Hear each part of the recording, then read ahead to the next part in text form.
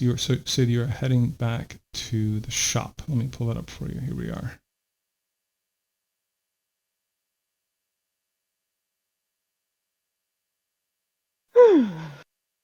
Okay. Okay. I have gathered chard and peas. Yummy. We have some characters here that shouldn't be here. Yes, that's right. I'm removing those. And if you can drag your character in, that'd be lovely. Oh, your character's in there. Great. Alrighty. So you see him actually just setting the shop up. They seem to have just opened. It is early in the morning, as I mentioned. I give a quick glance around. Is there anyone else? Probably not. You don't see anybody else around there at all. I come in, turn around immediately and close the door. Is there like a visible lock there? Is there a visible lock there? There's a latch. A latch. So that's like the sliding thing, right? Yes.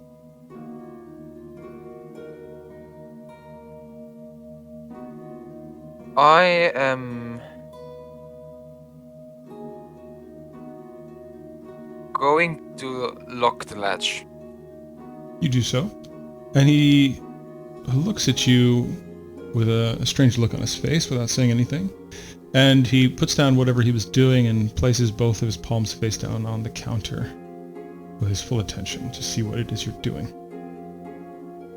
I am like resting my body on the like the door, like my hands. I kind of come back a little bit so that my hands kind of fall down, and I turn around. The red drink. It was blood, wasn't it? The essence of life. And I kind of look at him with like a tired calm, and like I don't know how to explain this face. It's like a little afraid even. Mm-hmm. And he nods without saying a word and opens a drawer. And you can't quite see what he's doing in the drawer, but he seems to be moving some things around. I prepare for the worst, not changing my posture, but I am ready to protect myself. Mm-hmm. My chin just kind of goes down, so I'm looking like upwards to him in a way. Just get this set up here. I thought I had this set up, but it's not set up. He starts placing many different masks on the counter. All manner of masks. Masks that you might see in a Venetian parade or something of that sort. All of the traditional Venetian masks and also some other strange and grotesque ones. Some with very prominent expressions and some without. And he gestures with his hand as if beckoning you to choose one. I look at the masks and I look at him. And just slowly start walking towards the camp.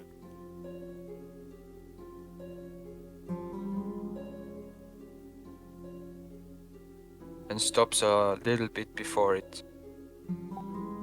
What are these? Besides the obvious. Right, so my voice changer's not working. Anyway, he says, well, you must choose a mask before entering the Cabal's lair, of course. Is this your first time in one of their meetings?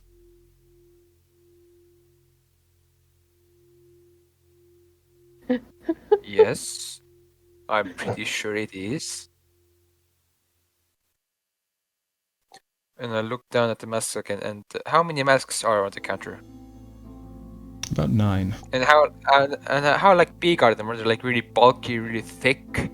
Some are bulkier than others. There's one that's shaped like a moon. I don't know if you've ever seen that Venetian crescent moon mask, which really juts out. And then there are others that are flatter, one with a sort of squared mouth that you see in some Venetian parades as well.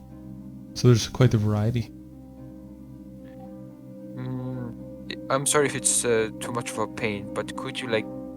Okay. What is... Is there like a black mask there? There is a... No, they're all white or gold or gray. White, gold, gray.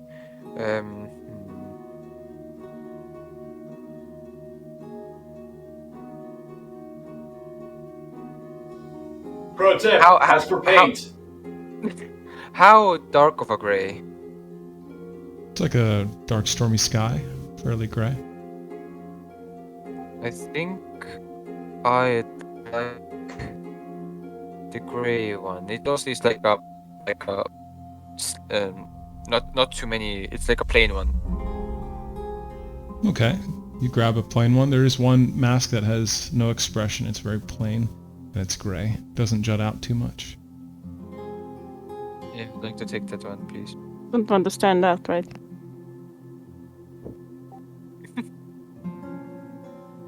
Very well. Yeah. So I'll you take have the done that. plain one, the gray one with no expression. Okay. He then waves his hand to the door behind him. He opens the door, and I will not reveal that to you.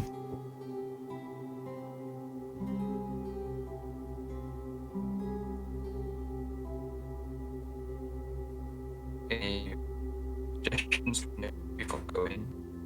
Say again? We're not here, so we can't help you. I didn't talk with you. I talked with oh, you spoke in front of me. Never mind. Your mic Ooh, is you're lagging a little bit. Break it up. Yeah. Oh, for hell's sake. He stops here, and he hands you 20 red circular discs that appear to be made of clay. Okay, hold on. Should I take a Joseph miniature? ends up joining an accidental cult. Oh shit. Do you accept cool. those? Do you accept the discs there? I'm gonna ask, what are these? These are chips. Are you luck. taking me to a fucking museum? Hold on. Do you have our videos on? Because that might screw your that connection. could be. Sid? Yeah, maybe it's running his. I am fucking streamed most likely. I accept the discs, yeah. And I ask him. Yeah, okay. Go ahead, you can ask him. I want to ask him where are you taking me? You are attending one of the meetings of the Cabal, of course. Of course. Play it cool. Anything I should know before I go? And when he handed you the discs, he felt the temperature of your skin. You noticed that he did that Even with specifically. with gloves on? Yes, you noticed his finger brush upon your wrist. Uh, He doesn't say much else other than good luck. Even though I don't need it anymore, I still take a deep breath in and exhale. Okay. And you have the mask on, yes? Yes. Okay. So you proceed Uh, into the wait. next room. Wait. Okay. Did this mask have a mouth hole? Yes, it's small, but you can't see your mouth. It's like a small rectangular opening. Okay. As with the eyes as well. Now we're going back to the others while you walk down into this spiraling layer into the unknown, as Joseph often does. All right. So I'm bummed that my voice changer has to be set up. I'll have to do that another time, so you'll have to use the theater of the mind because my voices are limited. Okay, go ahead. So you guys are back here doing your thing in this field of death and destruction. Alright guys, Oh. I'm gonna leave and run some errands now. Well, thank you for joining us, Have a Bibiko. good one. Yeah, Bye. I'm hoping I can join you guys again sometime.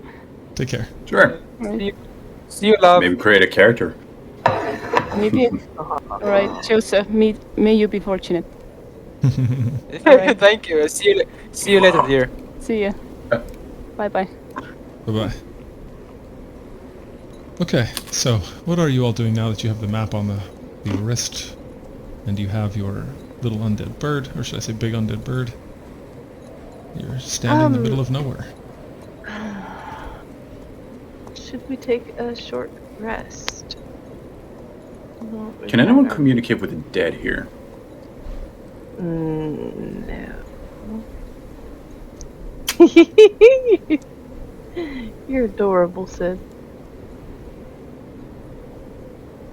Hey now. No playing with guns, Sid. That's my rule. It's an, Yes, yeah, it's look an air up. gun. Air gun, wow. Okay. Oh, there you go. This is difficult No. getting guns in your country. No. I cannot what? speak with the dead. Is it difficult getting guns in your country? I mean, you just need licenses. to get you. I haven't tried, but it should be possible. Like there are multiple checks, there are background checks, health checks, and stuff like that, and exams. Well, that's That's more rigorous good. than the US. But there Yeah. are a lot of different gun licenses. Anyways, we So should we were probably... gonna- yeah. We're gonna. Maybe we should. Cool, we have a take map. Looking at the map, could we I'd like to take a short rest. see what that looks like? Yeah, we should probably take a short rest. Wait, you guys were halfway to Steve? the side quest, correct? You want to look at the bigger map, like the big map. The actual map, like, that we paint, like, got for my skin. Oh, I don't have an image for that, but it makes sense to you. There's a bit of topography and there's symbology there. Some of it's demonic, but you can make sense of it. It will make more sense if you're actually in the region because it references geographical features and things like that. But yeah, you can look at it Gotcha. in character for sure.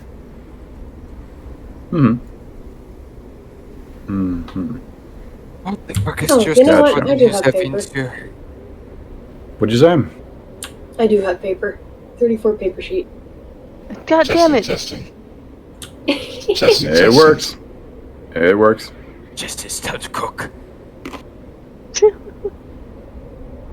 Well, now, if we need more paintings of my skin, now if I have some secret thing, we can use that paper. Yeah. Huh? When we get to the thighs, darling. So, I propose we take a Rar little XD. rest. Yes. Are there any branches around, or is it fuck up. just rocks and field and?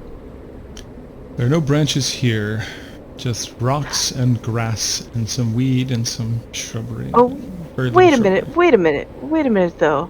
There's war hammers and shit, right? Yes. there How heavy are is. those hammers? They got long handles, right? Yeah. You're gonna for- create a- the Could handles we are s- fairly light.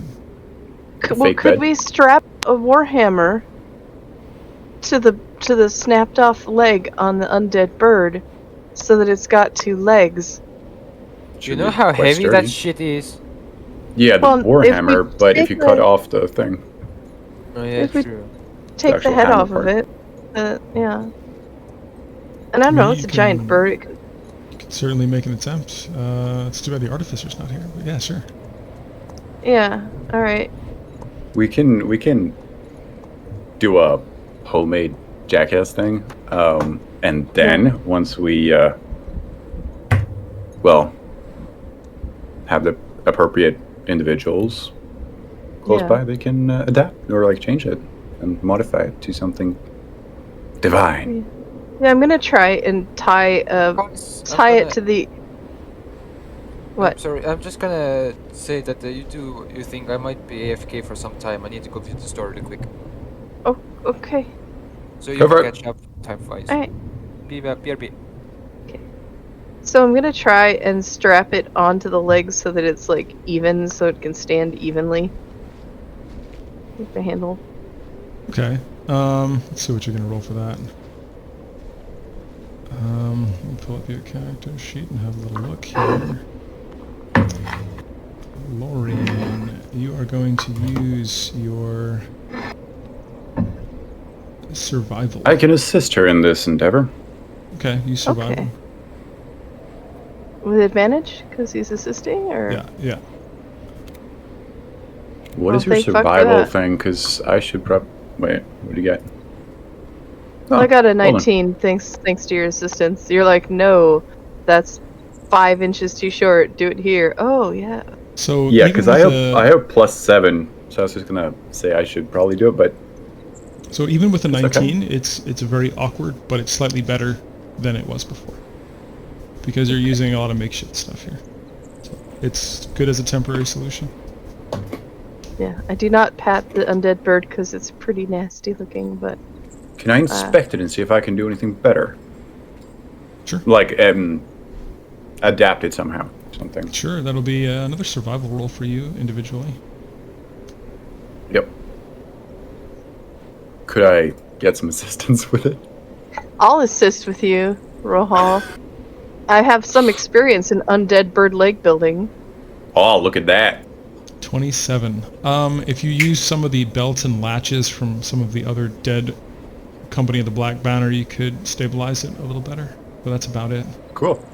Yeah. All right. Nothing. We will do so. You have done so. Awesome. It is now How's night. it feeling, Bird? You've spent about an hour and a half sort of gathering yourself and repairing this leg and inspecting all of the bodies. You've come across Hey, Lauren. all two helpings of midnight powder if you want to put that in your inventory.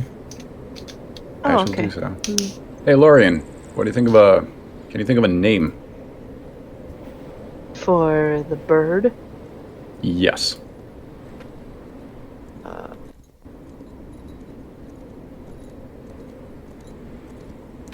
Rotwing?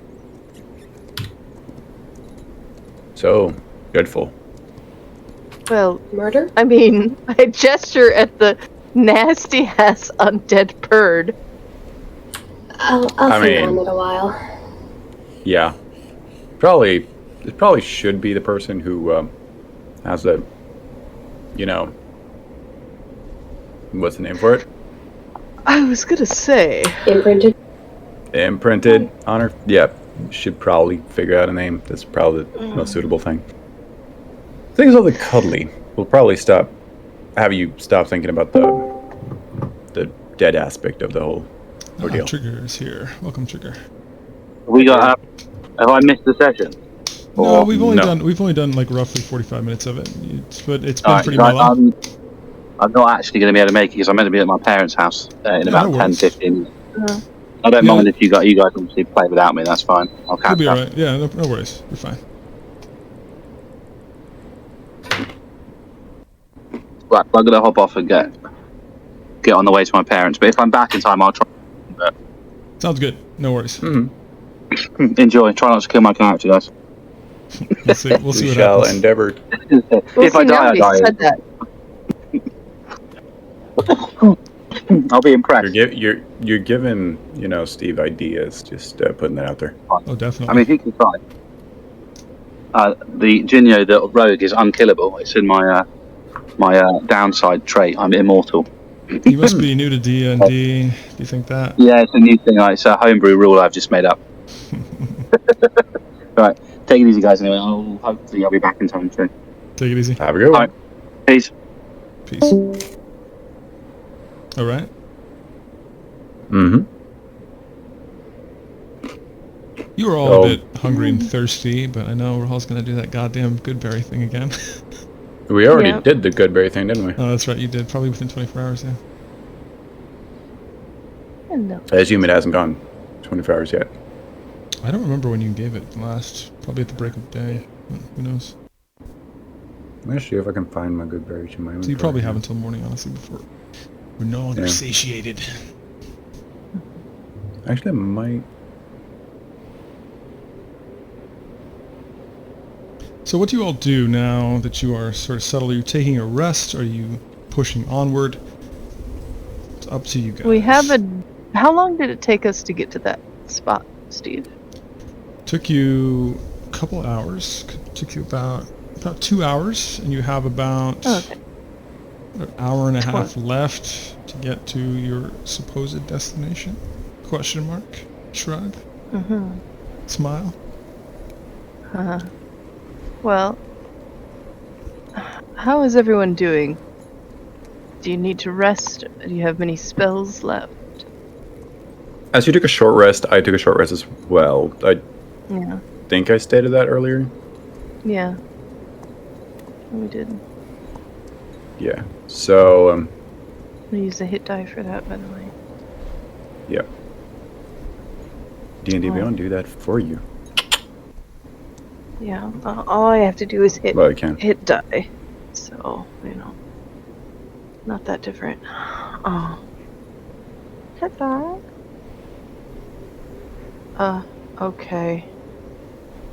I'm gonna use a second hit die. Okay, that's exactly what I needed. So, good on. And guess my spells.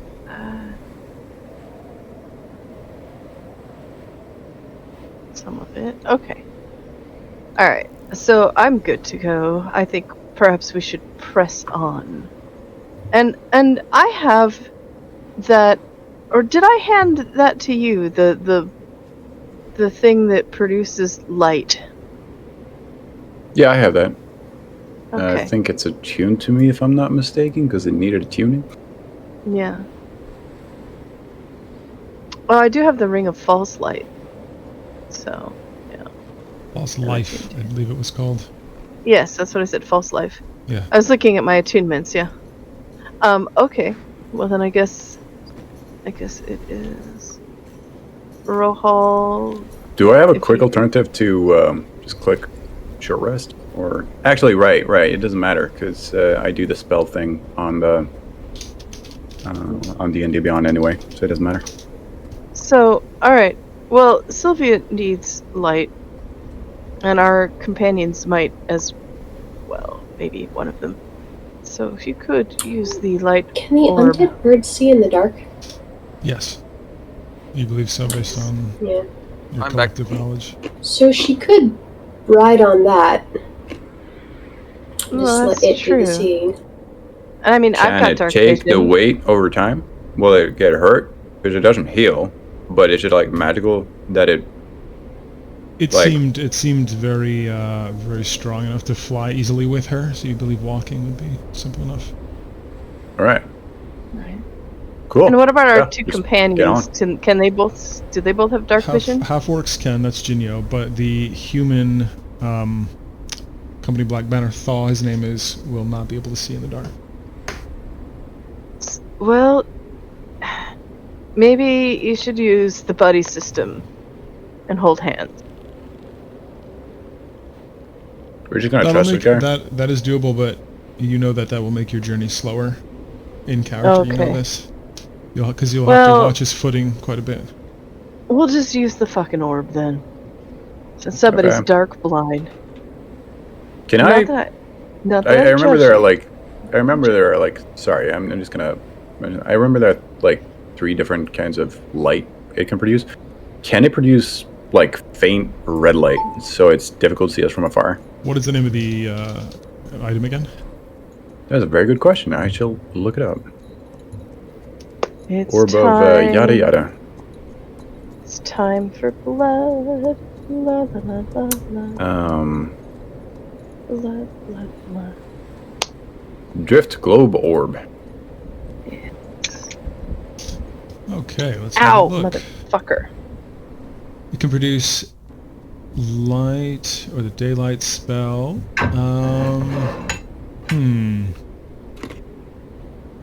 When you speak the command word, it will emanate the light or daylight spell. So it's either or. So both are. I guess this light spell probably isn't as right. I guess daylight's brighter. I can check that. Yeah. So light produces light I for a mean- 20 foot radius. The daylight spell produces light for a 60 foot radius, with also Okay. dim light for an additional 60 feet. All right. You probably want let's to go go with weaker. with light, yeah. Yeah. You could also throw something over it to dim the light even further, like a cloth of some kind. Yeah, I guess. Do you guys have any? Red cloth? Yeah, here. You also have the demon lantern, which is producing very faint light. Very, very faint light. Right, and we can't put that out because, presumably, it might not produce demon light. But then again, I just recalled it's hurting my skin like a motherfucker. So. Actually, I'm your just skin gonna is no walk longer through the hurting. paint. It's no longer hurting. Okay. The light is just allowing what's always there to be visible. But it was hurting when the demigod was within your presence. Well, in that case, we'll just use that. Mm-hmm. That sounds good. If I if I look at the oil in that lamp, do I see any? Do I feel like it's any kind of special? Does it smell different? Is there anything? You perceive that there is no oil in it at all. You believe it to be some kind of magical demon flame. A flame produced by the demon. Just like the flame spell that any wizard can cast. It's similar, except it's something that has been cast from a demon. All right. Asking Lorian, or like maybe myself, actually, I might know this too. How long do such fires actually, like, cast from, not mages, wizards? Or the terminology? Well, darling, unless you know when the spell was cast, it's a bit of a moot point. It doesn't matter. I mean, some of them are perpetual flames or whatever those are called, and they keep on forever, and some of them aren't. And I was thinking that maybe some of them, perhaps this one, will continue until it's actually just put out. I guess we'll find out Okay. if it No goes more out or not. Lorian No more is investigation. not certain, but based on the fact that it produces no heat and doesn't I hate appear this to be part. smothered easily, she thinks it might be a type of demonic continual flame, which is a second level Alright. evocation spell, but of a demonic nature. Mm-hmm. All right. Well, let's Maybe use just that pour then. holy water on it. You can try. That sounds like an know incredibly if you want poor to. idea. So let's not do that and continue on with the flame. You need to be flexible about these things. Okay, so just keeping track. No rest, right? And you are pushing onward to the east, yes? Yeah, short rest. Short rest. Okay, so everyone gets a short rest. If anybody needs to do any housekeeping with that, please do that now. Your short rest goes uninterrupted. We're going to go briefly back to Joseph and see Oh, how he's shit. doing. Here we are. You can drag your character on the board, on the top right. One moment. Oh, the music is loud. Hold on. Yeah, I'll turn it down a little bit too, and also your, there we go, sorry. You can also turn on your browser individually. Okay, so Joseph, you walk through the door. Make an Arcana roll as you walk through the door. This is going to be really interesting. Hopefully you don't roll too low. Oh, One moment, it's loading. my leg is gonna be on fire for the next hour. 21, my dude, you're lucky. So you feel that this door, it was somewhat illuminating, and it made a gentle whooshing sound along the frame of the door as you walked through it. And this is not the first time you've walked through such a door, but you believe this door to be magical in some way or another. You're not really certain how, because magic's not your thing, but you very well may have been changed, or something on you may have been changed, or you could have been teleported to another location, you don't know, but walking through that door you know had some type of magical properties. And you also, make a perception roll, please. You also feel something. God damn it. Sorry, let me mute the air raid siren. That's alright. 17, not so bad. You feel that there is a bitter cold here, and you feel that if you weren't a vampire, this bitter cold could even harm you, as it is so cold in this place. You see frost on the walls, on everything. It's very cold. How bad are my clothes looking right now, especially the shoes? Maybe I can dust myself off a little bit. I think the shoes are looking the worst out of everything. But they're intact, so that's good. Okay. So these doors in front of you, can easily push open,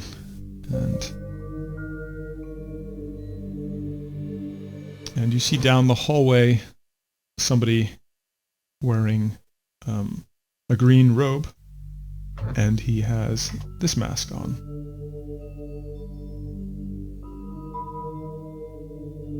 Oh. Because that ain't creepy. I like. Yeah, I kind of like it too. I'm going to test real quick and see if my voice change is working. Mm-hmm. Welcome. Mm-hmm. Yep. And so he welcomes you. How? Okay, so I stand on top of the stairs a little bit, so it looks safe, right? Define safe.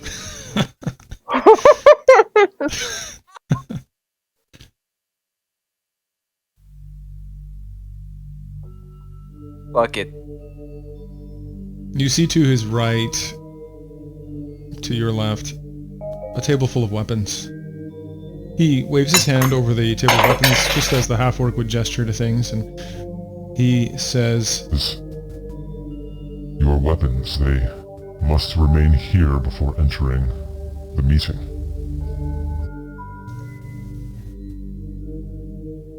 Joseph is quiet and hold on as I check. Yeah, I remove the bracer from my hand and put it on the thing. make an insight roll with disadvantage because this person has a mask. You're analyzing body language only with this individual. Not bad. You see that his body language appears to be very much fixated on the bracer. It's something that looks out of the ordinary compared to the other weapons there. After a moment of him taking a look at it and handling it, he places it gently on the table and opens the door. And I'm going to reveal this room and then we'll go back to the others. This is going to take me a minute with this polygon reveal tool. Cliffhanger. Yeah, I like those cliffhangers, especially when someone's dying and stuff like that. Oh, I got to tell you something really funny. It's maybe funny, a little dark, but I used to teach a health class briefly, and before I was in my other degrees and whatnot. And when teaching sexual health and like healthy sexual relationships, I would show them this like Lifetime video where this girl's like about to get like date raped, and then I would like end the class and be like, well, we'll see what happens next week. This is my dark humor. And don't worry, next week she's like, she's saved and like a lesson is learned about, having safe relationships. But it was just like such a dark way to do it. I just cracked myself up. All right, a little story be and told. all of your students that were victims of rape were having flashbacks for the next week. Good job, Steve. I made Good sure job. to teach them all. It was a lesson to make them think about it. Okay, I made them think about it very closely and what it also sticks better if it's dramatic. Anyway, so we're back. There's nothing quite like stopping on a cliffhanger. When we did movies during lunch, we would always try to stop the movie at the best part just to hear the whole class go, "Come on!" Exactly. It's just so sadistic. It lights up that little dark part of your soul that just grins. Absolutely. So you guys continue, or actually, you have your rest. Are you continuing eastbound, or where would you like to go? Eastbound is pretty much the way to go. What's our goal exactly? So you had a side quest that you chose to take on, which was interrupted by all this chaos, and the side quest was to go to an abandoned cathedral about 3.5 to 4 hours to the east in the thick woods and kill some unknown creatures and potentially save and escort someone back. You guys asked surprisingly little questions about this quest. So you've done. We like surprises. You've made your bed and now you can lay in it. So I will, before we go anywhere, do we have any like leather or something and that can keep this little creature from not bleeding my bag of holding completely to yuckiness? Which creature did you take with you? I thought you just took the lantern. This guy is actually kind of heavy and fat, to be honest, bro. Okay, fine. I'll just take its What is with you and storing corpses, Rohal? Like, you've got the fairy corpse, now you're gonna, like, this is starting to be a collection, and I have some concerns. Creatures from other worlds can be incredibly useful, and especially... I'm just going to stop it right there and just leave it there. As a wizard, I can't accuse you of hoarding disorder without accusing myself of the same. But I think you might have a bit of a problem. I disagree. Look, I think we both understand what it could be useful someday means. Do we? Yvonne just kind of shifts her bag a little bit further behind her back and looks totally off in the opposite direction, like, I have no part in this conversation. Don't look at my bag. Wait, wouldn't Yvonne like it if we chop up demons? I suppose not keeping the body parts afterwards, but, chopping up demons. I mean, I'm not opposed to it. There we go. That's the spirit. Let's do it. I just need something to, wrap it in. So I'm going to Let me interrupt check my bag. quickly. So Rohal, it's been a while since is it a fairy or a pixie? You need to clarify for me. 'Cause it's from your original backstory. It's from, way back. It's, over 10 years old or 20 years old, I think. But is it a pixie or is it a I don't actually remember. I think it's... Hold on. I wrote it I down. think it's a fairy. I think it's a dead fairy. I think it's a dead fairy. It was, in our world at least, it's invisible. Fairy corpse. Yeah, in 4 pieces. Okay. So make Actually 3 pieces. I think one was used for something. Make an intelligence roll because it's the first time that anybody in the party has brought it up in a while. I've actually been kind of waiting for this to see what would happen here.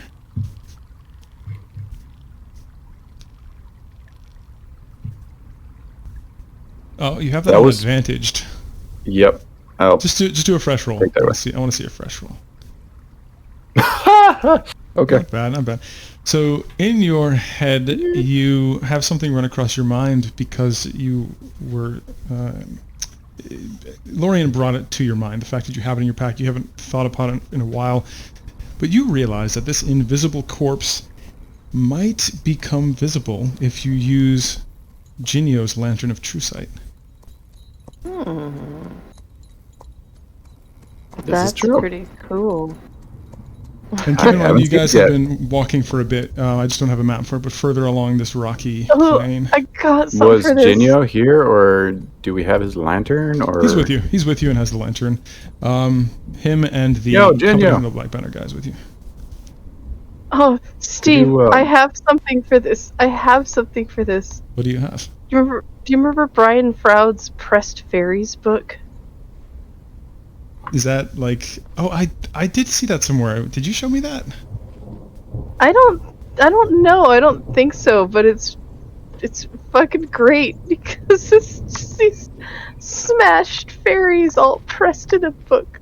Yvonne, make a perception roll and a nature roll while these fellows are talking about things. Wait, here it's... Alright, remind me how I roll off this sheet. So there's going to be a little tab called Journal at the top right. And then when you scroll down, you'll be able to see your character under the Party tab. Then you'll click on it. Okay. David? Uh-huh. Are these the guys walking away from us? Yeah. They're no longer there. Yeah, that was them. But can I find some... Sorry, go ahead. I was going to say, did you guys do much walking after your rest, or have you just started walking now? No, we're kind of still here, because I'm still trying to figure out how to wrap this without getting my bag of holding or so you did short rest. Right, short rest, okay. Those are some magnificent rolls right there. Well... Not putting any value into it, like negative or positive, but... Alright, Yvonne, so... You just don't know much. You just see that it's a little cloudy. That's about it. All right, going back to Rohal. What were you saying? Can I see if these guys have any one of them have leather armor that I can just repurpose to encapsulate this individual's head? And I will save you arms? time. There's no leather armor, but there's a lot of leather kind of belts and straps as part of their other armor and part of their backpacks and satchels and things. There's lots of straps. I will take and one of their belts. backpacks and Very well. put its stuff in there, empty them, and put their stuff. Put the Yep. Leather satchel will do the Yep. trick. You have a leather satchel Yep. now. There you go. cool. Is it dripping of blood? Another check. It is definitely moist. Okay. But prestidigitation can help with that, though. Every couple of hours. I was gonna use with shape water. Can I shape? I'll prestidigitate.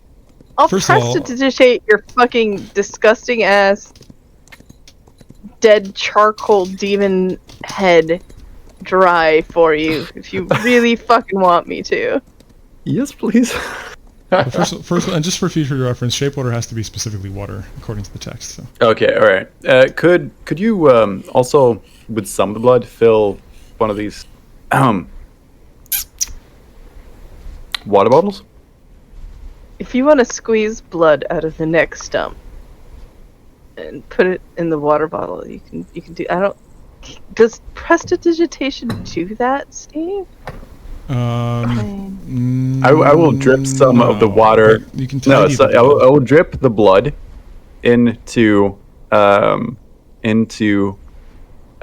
water skin, one of my water skins, the empty water skin that I have.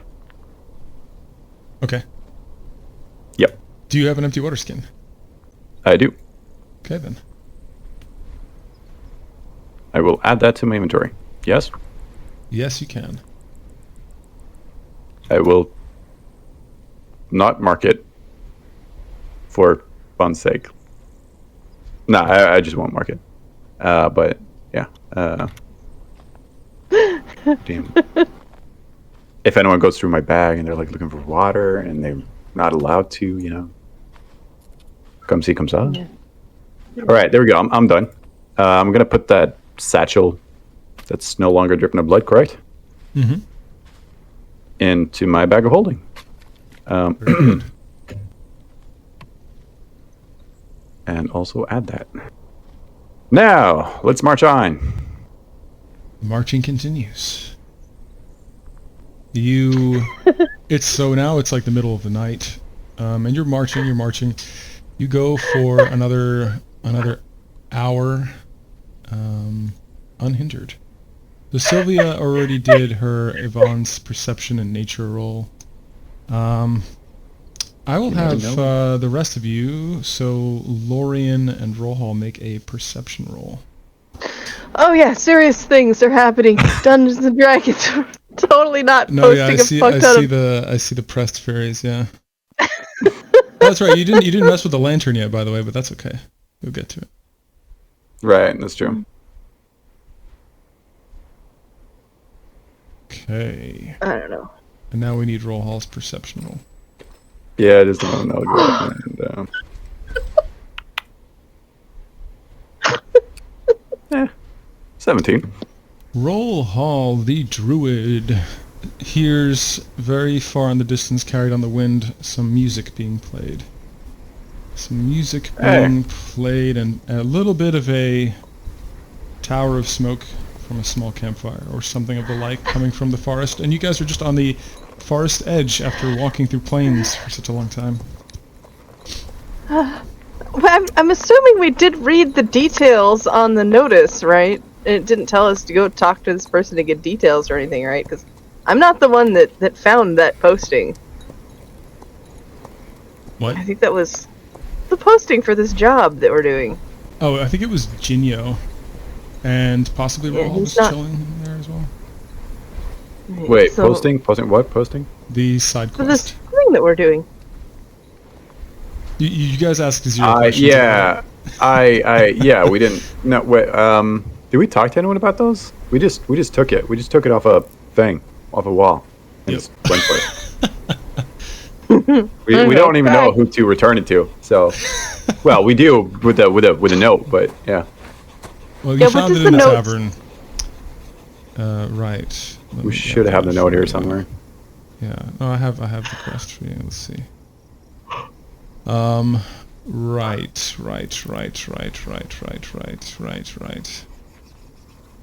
Adventurers needed for a rescue. Return our ally and slay the beasts. 280 gold. Bonus for returning their heads. Nope. There were some other quests too, like delivering 2 sacks of corn to Cresthaven Mills, but you guys didn't take. Actually, did you take the corn one? I think you might have taken the corn one. We took all of the yeah, we did. Somebody's not getting their corn. Well, you didn't take the paper for performing music or dance, and I don't think you took the deckhand needed for voyage to LNF. So you took the corn. I took all the papers. You took all of them. I took all the papers off the wall. You asshole. Okay. I mean, if you took it, you took it. It's recorded, so I'll believe you. Yeah, I mean, I'm quite sure I took all of them off the wall and just like, okay, let's do it. You know, you never know what you kind of want to do, so. All right. Better safe than sorry. They probably have more sheets across town. You're unaware. You're not sure. But it doesn't say what the person is they're supposed to rescue, or what the beasts are, or who to talk to for more information, or anything, huh? Nope. Well, okay. But it also mentioned to the Cathedral of Torm to the far east. Okay. Also, guys, there's some music over there. Also, do you see that smoke coming up? So someone's having kind of a party. Should we carefully move up by chance? Probably be careful. Yeah, that sounds like a good idea. Also, shroud that demon light. Do not dare to put it out. He nods and walks carefully in the dark. Let's go back to our dear friend Joseph, all alone and potentially in another region of the map through a teleported door with a bunch of potentially Cabal members of who knows what their deal is. Yay. So much potential for dying with no one ever finding your body. Anyway, make a perception roll as you step through this door, if you choose to step through the door. Perception roll, Joseph. Perception roll. 9. Oh, what a shame, what a shame. You see all manners of strange dishes over here. You're too far to see exactly what they are. You see lots of people speaking in hushed tones at different table games. There's definitely cards and chips being tossed about. You see on the wall, on the far left back here, some posters with some faces on them. Some perhaps wanted posters or something of that nature, of all kinds of people. And everyone here is wearing one of those different masks and different colored robes or cloaks to conceal the rest of their body and figures. Everyone turns and looks at you briefly and then back to their table games. Cool. Everybody in the room turns and looks at you briefly, but then back to their table games. Okay, and it's still blistering cold here, right? You still feel the cold, even though it doesn't harm your undead skin. Okay, so it seems that these guys over here are like lonely or like lone dealers. They are, Like and you this- also heard some wind here when you were in the other room. I forgot to mention them to the bottom right. You heard some wind and rattling on this door. Wind and rattling. Wind and rattling. Okay, and also these discs, they're like basically chips, right? They're small. They are gambling chips, made of clay. And I have 20 of them, but how much are they worth? Is there like a number on them? There's not a number on them. Just a plain red disc. Plain red disc.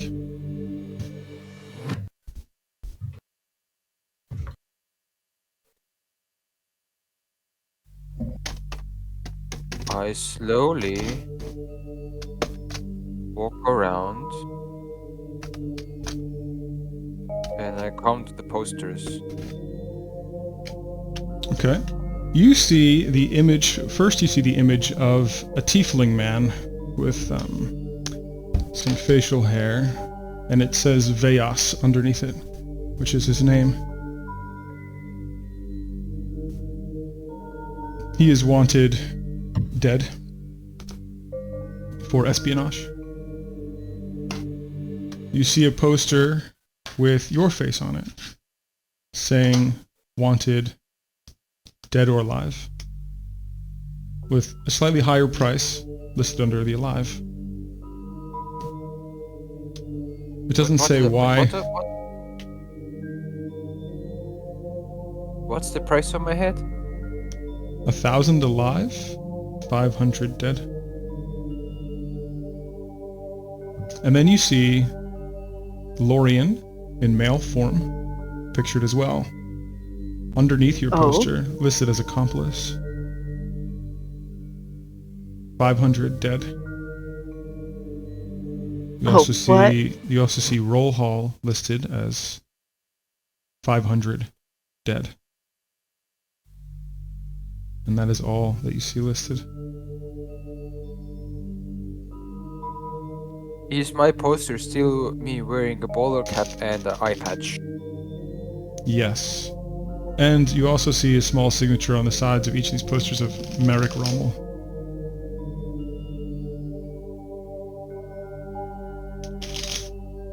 What was the tiefling's name? Veas, V-E-Y-A-S. Vias. Wanted for espionage. Dead. Espionage. Dead. I'm gonna remember that face for later, and I'm going to turn around.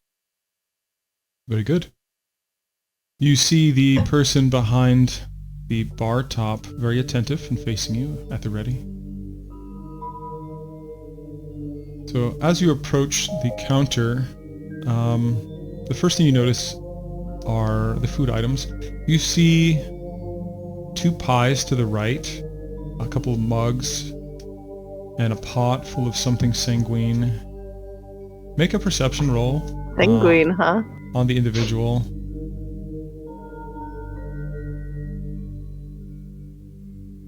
And the food items. I think 17. This is Oh, that's killing fun. You notice 1 or 2 fingers sticking out of the pies. Dried, somewhat leathered and crisped. Fine dining. And you're not really quite sure what's in the mugs, but they appear to be bloodied human fat and blood in the pitchers. Now that you're closer, you can smell it very strongly. You believe your vampire abilities allow you to sense this smell very much so. And this is the individual, and this is the individual's mask standing behind the counter. And now the real question is, so the man behind the store who gave me the mask, I sensed life from him, correct? Yes. Make a history roll very quickly based on him. But here I can't feel anything, right? You feel only life from someone behind a door to the right. Could So I up add here. something here? What about here? Like, is it like here that I sensed life, or around Here you sensed someone approaching and a life form. But what was your history was a 20, excellent. Based on the legends that you've heard while growing up in the cities and things about mythological creatures which you didn't know whether were real or not, you knew that vampires would sometimes have living associates known as familiars. Not too far off from Ev's familiar, which was an owl, but instead these vampire and vampires would use living beings to do their bidding in exchange for protection or some kind of wealth or false promises of eventually becoming vampire themselves, which are usually never fulfilled. Potentially false. Can I add something here? Of course.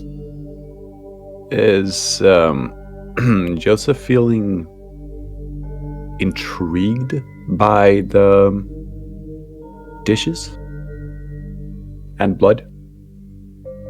Joseph is not feeling any particular way. He's not feeling disgusted and revulsed.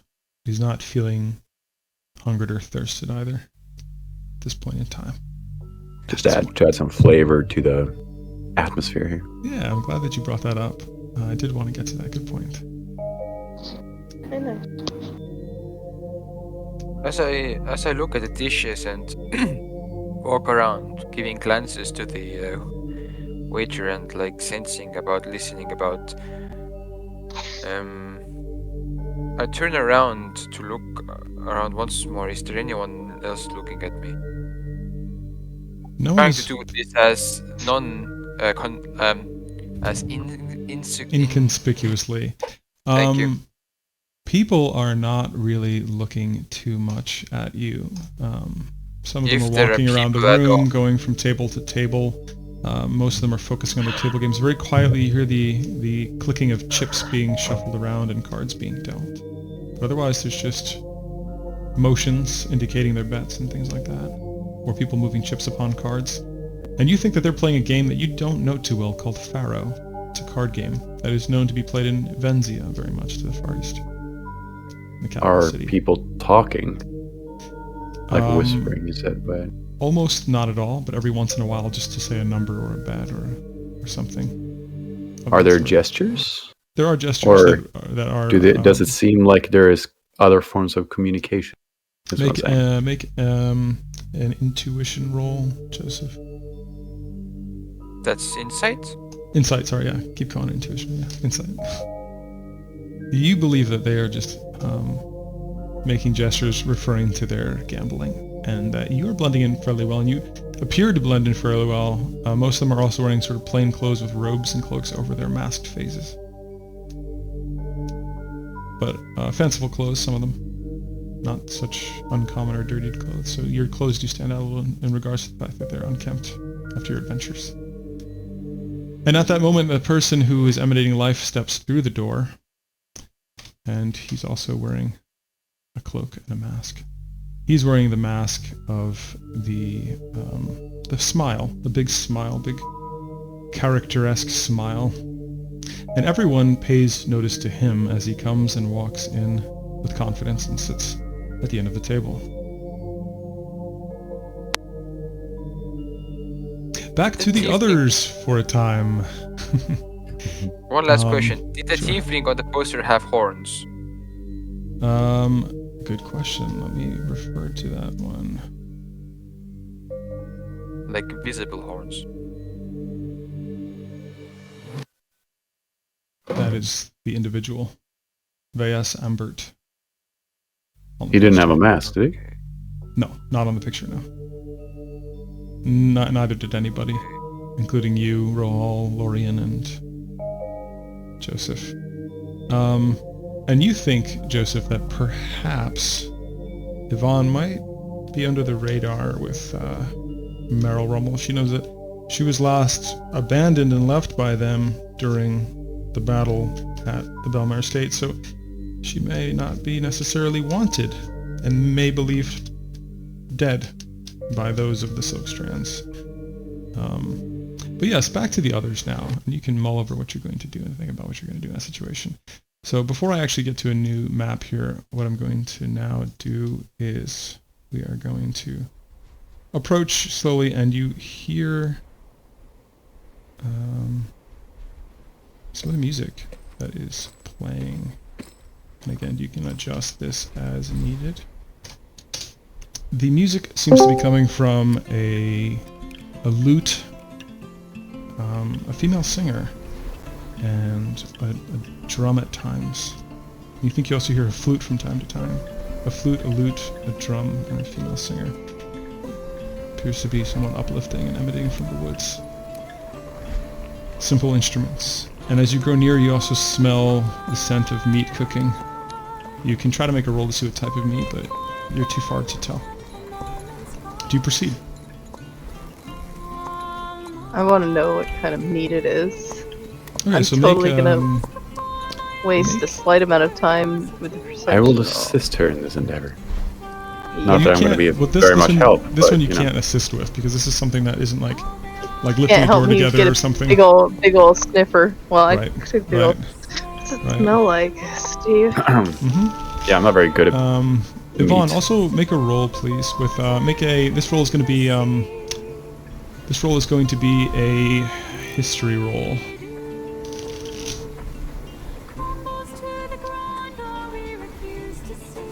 Yvonne.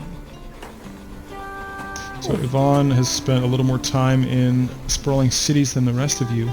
Her roll is unfortunately a little low. She recognizes the tune and recognizes the lyrics, but doesn't necessarily know much of the meaning behind it. 23, Lorian, you believe this to be venison. As somebody who has grown up with a silver spoon, so to speak, you have tried all manner of meats and dishes, and you recognize this as venison. Roll, even with a 13, being a druid as you are and being attuned to nature, you also recognize this to be venison cooking, and maybe you sense some other things roasting and cooking. I was gonna say, meat and cooked meat might not be the best, but I digress. You've spent time with others cooking it, even though you may not have indulged yourself. And Fair so, point. let's pull us to the next map if you choose to proceed. So, anyone like some good bears? Just kidding. All right, let's continue. You see several individuals here, resting by the fire and singing. Can we recognize any of them? You cannot recognize any of these individuals. The one who's standing by the fire, who's turning or putting venison on the rack, is this individual. Everyone here appears to be elven, a high elf, very attuned to High nature, elf. very plain clothes. High elf in these kinds of clothes. Not wood High elves? Not wood elves. Not high elves. But they appear like they might be very in tune with Hippie nature. high They elves. may be druidic, or something of that nature. The three of you can make Can a I perception see roll. any? Yeah, I was gonna say, can I see any sigils or anything that would imply any of the rings, or what do you call them? What's that called? Hold on. Druidic Druidic circle. circles. That's it. Yeah, Oops, that was the music. that's a bot. Yeah, Yep. yeah. Druid circles. Yep. And they start playing another tune as you approach from the woods. They don't necessarily notice you right away. Yes, you can make. It's going to be a perception roll for the three of you. Dinyo and the other are a little further behind, we'll say. Right, so roll hall 24, exceptional. So I'm going to start off with what you all see. Yvonne, make your perception roll, please.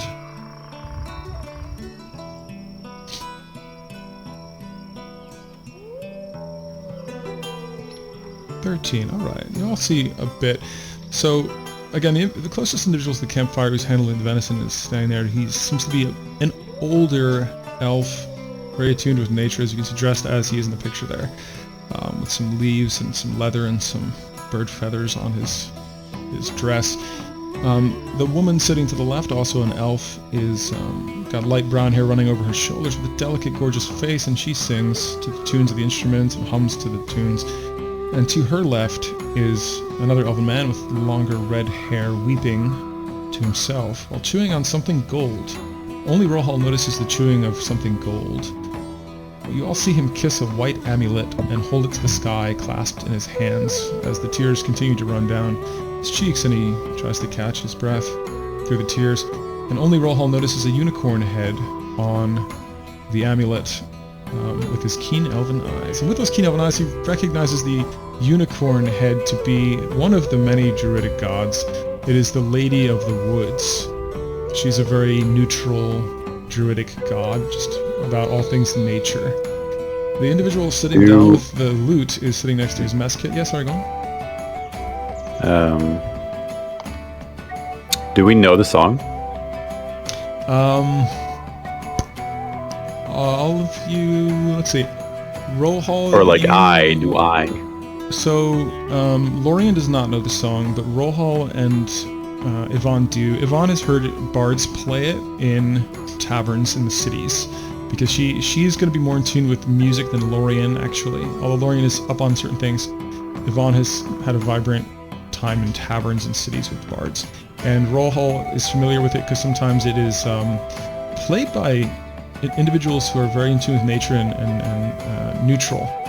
And Nothing else matters. Just old. The meaning behind this song, and that both Yvonne and Rollhall make sense of, is that, you know, sometimes people fighting for their gods or people doing evil things for their own good, these things don't necessarily matter, and just being alive and being in the present moment and being one with nature is really the thing that matters.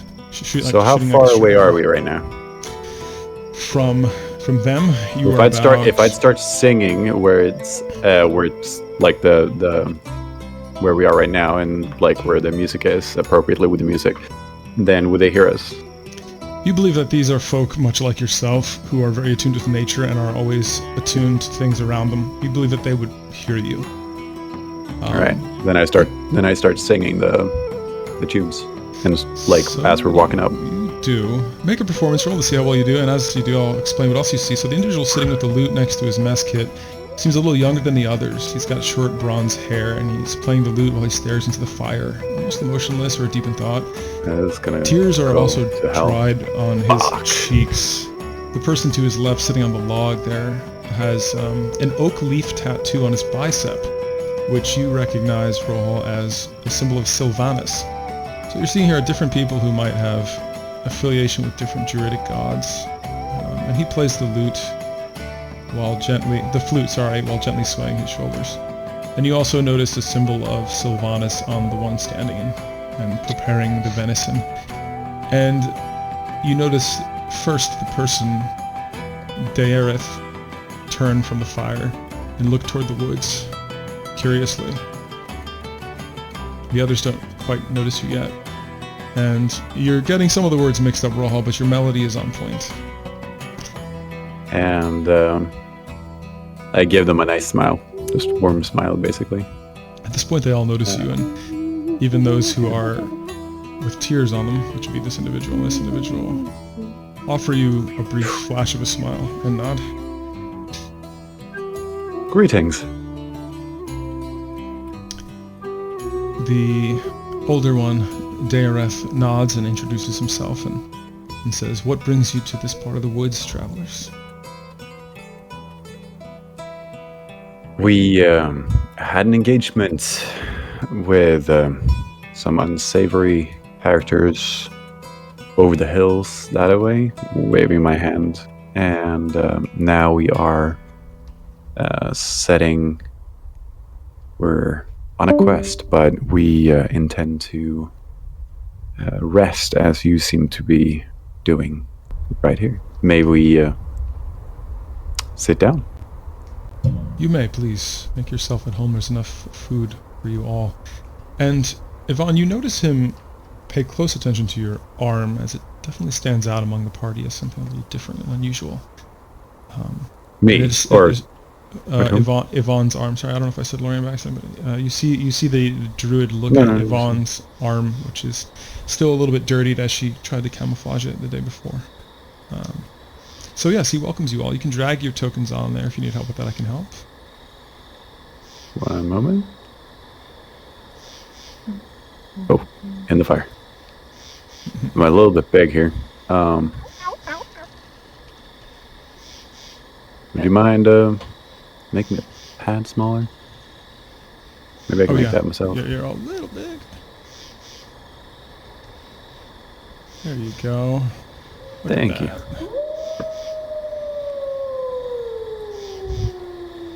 Jinyo and the other fellow are gonna take a walk and just talk about things. Yeah. Sounds like a good idea. Yeah. Mm-hmm. Let's see here. Cool.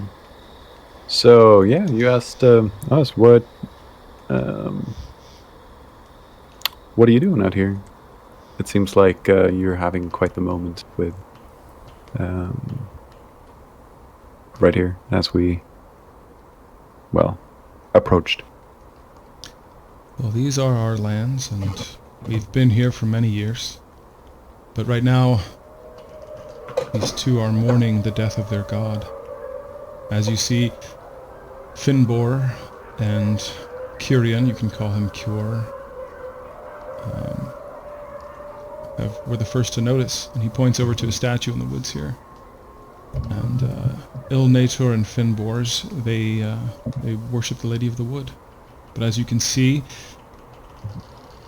the altar and any altar have been sullied and cracked, which is an indication that she has been slain by the Ancient Eye. This isn't the first time we've seen this happen. We've heard tale of other gods being slain to the Ancient Eye. Thinking about the Ancient Eye, what... can I remember? And so that's another name for Gonador, the same old bastard that's been causing problems for all of you. And he goes on to say things such as, we've been seeing this problem over the past couple of months, and everyone's been worried about the plague. So this problem has gone unnoticed for a time. But now that people are no longer suffering and the crops are growing, people can focus more on this larger problem at hand. Was Lorian here right now? Lorian's Like, here. is she? Yes. Oh, yeah. Yeah, good. Yeah. Kind of looking at Lorian, and then looking back. Yeah, we've been engaged with fighting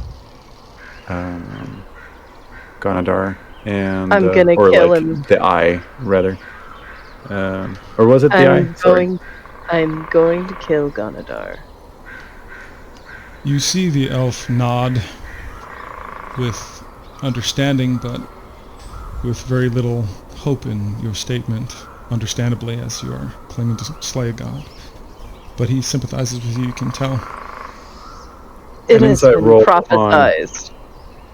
An insight roll on his genuity? No. Sure. You can make an insight roll. If he's genuine or not. Let's Certainly. see. Yeah, my Certainly.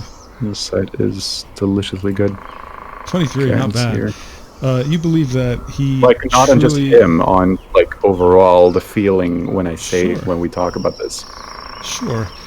You believe that he truthfully has been hearing about other peoples from other places, maybe travelers that have come through here and told him things that they are also suffering in various ways, and that their cathedrals and places of worship have been destroyed by crystals, and that you are witnessing genuine tears coming down from these two individuals, two elves that are sitting on the opposite side of the fire, based on the fact that their god is supposedly slain. And you're having all these thoughts come together in your head when you're hearing this and interpreting their genuosity. Genuosity? What am I saying? You get what I'm saying. And you think that so Do you say Gonador, genuinity? How do you say that? Like, what is the word for it? genuine. It's Yeah. just What if is, they're being genuine. what is If they're plural? being genuine. Yeah, You don't have they're a. genuine. You don't have I an don't know actual. if there's a specific word. I think it might be genuineness. In It's kind of- Swedish kind of we do. awkward. So I'm sure we do. I think it's genuineness. I should know this. But anyway, you continue. you knew that Gonador was doing what they could to hurt the faith of other gods to strengthen its own power, and now you see that Gonador may, if what they're saying is true, have gone as far as starting to kill other gods to stop that from happening. Gotcha. And we are in need of information to be able to achieve this, however, because we have retrieved an item which needs very particular skills to be forged and used to slay Gonadar. Do you have perhaps any knowledge about any individual with, how would you say, a master? A master smith. Do you know any master master smiths? Yeah. Well, it Not seems really like you're a master man smith. of the wood yourself, and you should know that we prefer not to use anything made of steel. Everything from our clothes to our weapons for hunting are made from that of nature, unrefined. So we don't know Very too true. much about that I sort am of thing. I am sorry to interrupt, but can any of you detect pregnancy? The woman actually turns and looks your way, and has a curious look upon her face. And she says, I'm going to- "How might I help?" I'm going to approach her. I had sex with a god. She looks at the others with the corner of her eye, as if checking your own credibility. Go on. With Hor. Yes. Listen. Ganadar stole my baby years ago, forced me to miscarry. He's tried to use me as his tool. And so I fell in with Hor. And he paid me a visit. Please, can you tell me? Am I pregnant? So you can tell that she is doing her best to take you at face value, and you realize that you might be coming across as a bit odd to her as you've come on their campsite and start saying that you've had sex with a god, but then again she glances briefly at the statue, the idol that has cracked, blackened lines throughout it, and you see that she knows that these are strange times and almost anything is possible.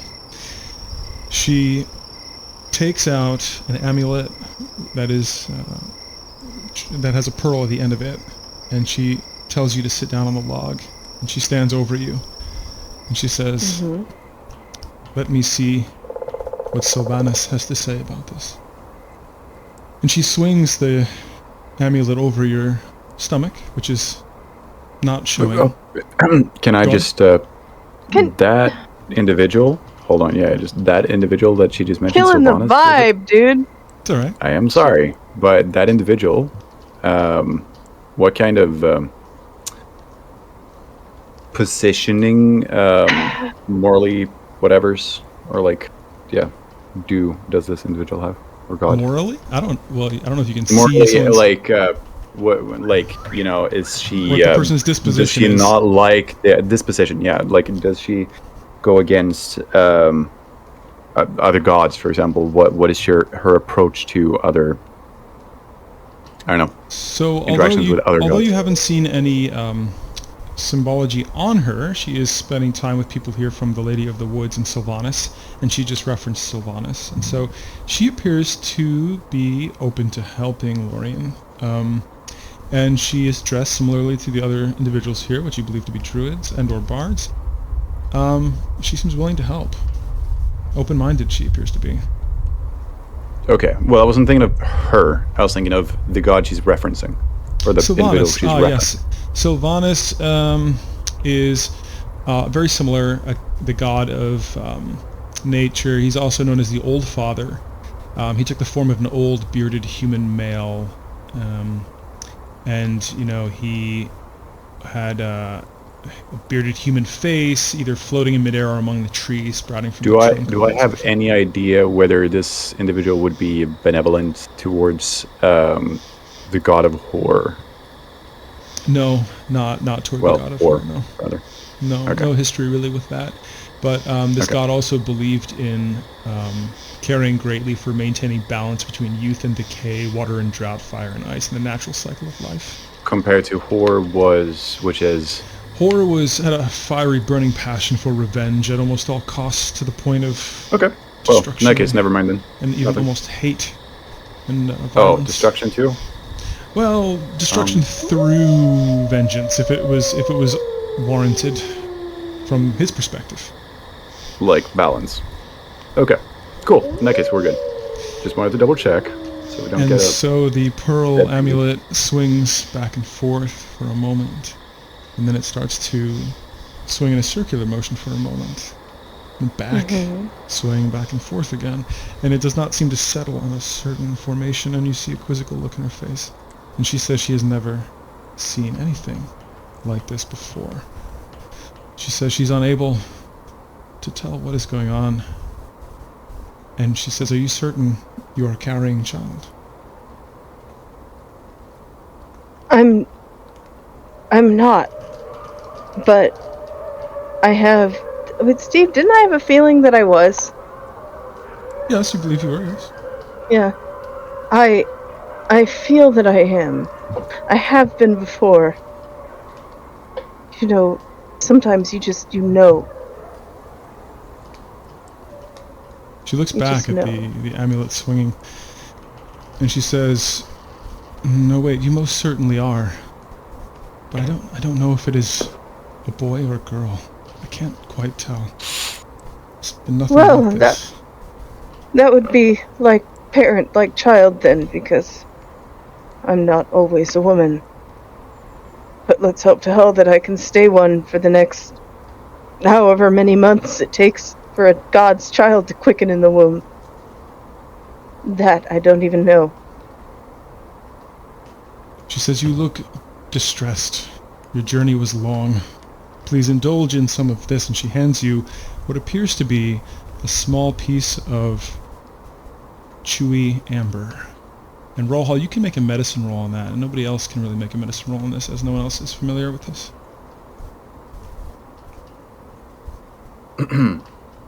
13 is just enough to get a hang of it. It's Sundrop, something that druids sometimes use. It's an aged orange amber from the tiger leaf tree.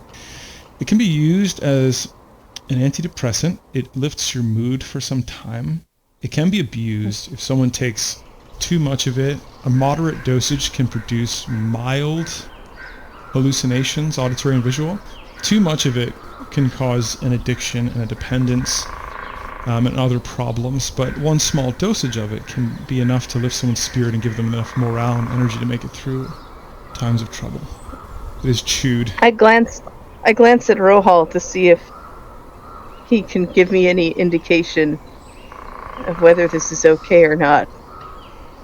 Perhaps like a subtle nod or something. Yeah. Wink. Thank you. I take it. I take it. And I chew it. You see the other two weep even more into their hands over their lost god. And then Dayoreth, who says you may call him Day, starts to distribute the food amongst themselves and offers you all some. Although you do have some satiated from the good berries still, but he offers you some food. There's also a pot of vegetables as well on the side that is cooking over the flame. A stew, so to speak. I am yeah, I'll have a little bit of venison and some stew that they're offering. He passes you some in their kit here. He approaches you, Yvonne, and offers you one or the other. Do you choose any of those? And then... Yeah, she'll pick. Sorry? Yeah, she'll take one. Okay, he gives you some of the venison. He offers you a cup of some of the stew as well. What is my take on them being druids yet obtaining somehow in the middle of the woods obtaining venison? What is, how do I, like, is that something that's the balance of nature do? Yeah Yep, it's along the lines of Sylvanas. It's the cycle of life is they are killing and eating, and for all you know that they are also, just helping the deer as well in other ways, and maybe you know that giving more food to the other ones. Yeah. You know that there are many druid that engage in just vegetarian activities, but there are also some that very much relish in the cycle of life and death, and making use of anything they kill. As you can see, their clothing and their tents are also made of animal products, and so nothing really comes in or out of the forest with what they use. They live off of the land, and they also try not to harm it too much. Much like Native American sentiments. Yeah, gotcha. I'm All good. right, so yeah, go for it. I was gonna turn to the weeping druids and tell them, I'm so sorry. I've been trying to stop all of this. I've known what he's been trying to do for some time now and done everything I could to fight him. But I'm just one elf. I'm not a god. I hope that our gods can be strong enough if they stand together, maybe. But if not, I will go to hell itself. I will forge the blade, and I will stick it in its black, tentacly... Fuck, I don't even know if he has a heart. But I'll stick it in him until he stops moving and stops smirking and stops laughing. He likes alpha predators. His eye. I'll be a bigger predator than him. And I Young- stare at the crackling fire. The young druid here looks at you only when you speak of a blade, and he says, "What blade did you expect to craft that can slay a god?" I'm gonna pull out the handle. He looks at you and says nothing. He waits to hear more about this hilt. What is this blade? Does this blade have a name, or is it just like the Godslayer or It something? was Godsbane. I think it was Godsbane. Yeah. Godsbane. Godsbane. Godsbane. It can only be repaired in a forge in hell, but it can kill a god. The young druid appears not to know what you speak of, but Daereth has a look of disbelief on his face and stands from the log and walks closer. He looks at the blade and then looks back at you. And you sense great alarm in him. And he says, "This is a thing forged from hate, for hate. It has harmed and hurt many a deity. How did you get such a thing?" In bits and pieces. Paid for in my own blood. To avenge the blood of my child. And the blood of all gods and good folk who have been murdered by this evil beast. Sometimes, to kill, you have to become a killer. It's not what I wanted for myself. But I will do what I have to. And then I will destroy it again. This thing should not be. But we can't let another of our gods fall. Ganador would destroy our entire world, enslave us all, corrupt everything. There would be no more nature for you to protect. Do you understand? I do. But perhaps this can be won without the use of such a weapon. Do you have a better idea, darling? None of us do. But we can only hope in the strength of our gods. Sylvanas. Hopefully Sylvanas will bring a balance. Everything that this other god does takes from that balance. The balance of the world. Things always return back to a balance. And it might be a painful time that we will soon face. And it might take hundreds of years. But that balance will be found again. That's the way the world is. There won't be a world anymore. Do you not understand? Sometimes balance cannot be found. Not a balance that you would know. Some things become so broken they cannot be repaired. As Tamara has sung here, and he gestures to the elven woman to his other side of the fire, as she has sung here, we are not but dust in the wind. The things that we hope for, the things that we fight for, the things that we are just here temporarily. Eventually we are all but dust in the wind. So, if it is our time to perish after all that we have lived, that in itself is a type of balance. And Sylvanas? Is it her time to perish too? And at that, we go back to our friend Joseph. See what Joseph is up to. Let's see if he's going to live this time or not. Being all kinds of cocky here. Not Joseph. I wasn't threatening Sylvanas. I was I know you stating weren't. what might happen. I know you Absolutely, but still, it's a weren't. pressing thing. I know you weren't. They might not. Alrighty, so now we have One of the people here slams their fist on the table and says, "Why is he here? We shouldn't have warm bloods here. I've said it time and time again." You see the person sitting at the end of the table very calmly lean back in the chair, unthreatened by these statements. What were you going to say, Joseph? What was the last part this guy said? I couldn't hear. He said that we shouldn't have warm bloods here. He said this time and time before. This person must have lost the hand of cards to this individual and is very upset that there is a warm blood among these perceivably undead individuals here. Did it seem like he lost a hand to the warm blood, as he calls it? Yes. Yes, he did. He lost a fair amount of chips in a game of Pharaoh against this other man's lucky bet. Is he going to leave that chair? Or looks like he's going to leave that chair? Well, as I said, you see him lean back very comfortably and unthreatened by what happened. No, not the warm blood, but the guy who slammed his fist on the table. No, he seems to be looking around for validation through his grotesque mask. But no one seems to pay him any mind. He seems to be alone in this, as others don't want to get themselves involved for one reason or another.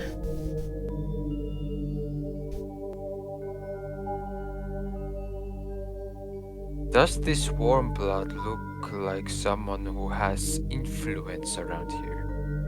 As I have been in the taverns, knowing kinda like... Does this guy look like he has power? He takes off his mask. Son of a fucking bitch. Son of a bitch. You know very well that I pay the bills here. So I'd watch your tongue if I were you. Fucking bullshit. Joseph Fucking turns around bullshit. slowly Fucking and leans on this son thing. of a bitch.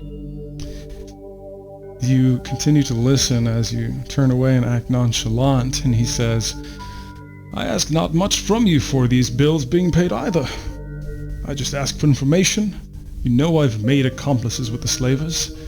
After all, we are here in the mountains, the Elneth Mountains range. After all, you would not be able to reside here if it were not for my funds. So I suggest you play another hand and close your mouth," he says confidently. DM. These very clothes that I have right now, I believe that Rommel has seen me in these before, correct? When their colors were a little more vibrant, and I think you've exchanged one or two pieces of accessory. But he has seen you in, I believe, the jacket and the pants.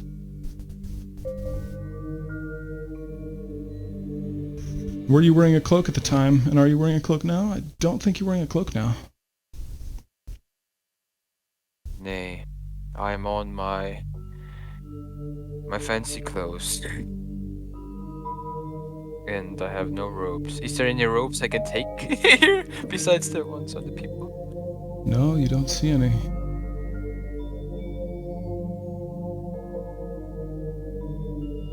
Can I offer you a drink, or a bite to eat, or perhaps you would like some time in the seance room?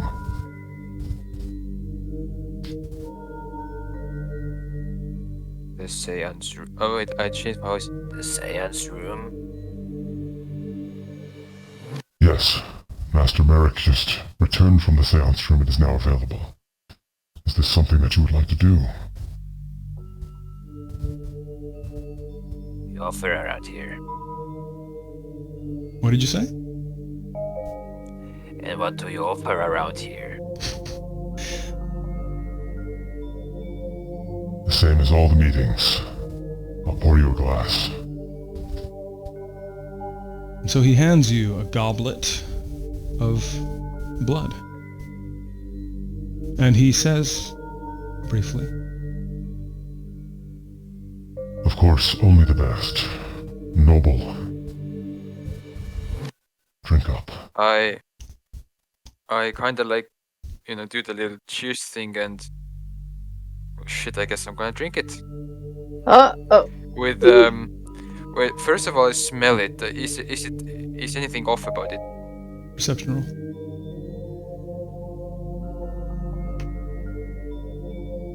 Everyone at a campfire. Meanwhile, Joseph would be at the Cabal meeting drinking blood. This is the only time you've ever craved blood. It actually smells delightful. It smells like it'll satiate you and quench your thirst all at once. You can tell that this is truly a high quality blood, considering you're so new to this sort of thing. Oh my god. Spicy ass cooking. I'm getting mustard gassed. Mustard gas. Well, what's the word? I don't gobble it up, but I like kind of like try to show like I'm enjoying it, kind of like to blend in, like I'm not such a new vampire, but like kind of enjoy it, like this is some gourmet shit, and and drink up. Well, And, it goes after I say- goes down easy, and you actually didn't realize how thirsty you were becoming for blood, and how worn out you were feeling. You feel completely revitalized in that regard. And then you hear Merrick's Okay, voice directed at you. He says, "You there, I'd like to see how you play at cards. Don't remember seeing this face around." Referring to your mask. Joseph puts the goblet on the table. I nod and say, "Thank you." "Which of the gates did you come through there?" And he's referring to the door you went through, the magical door, and which location you came through from. That would be Heldren. Yes, indeed, I am new to these parts.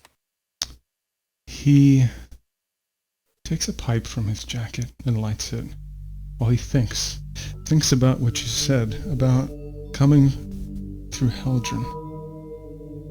Thinks to himself. His mask is off. You see his eyes pondering, and he nods to himself. Takes a puff of his pipe, and the cards are dealt on the table. For those of you who don't know how to play Pharaoh, I have a deck of cards here in real life.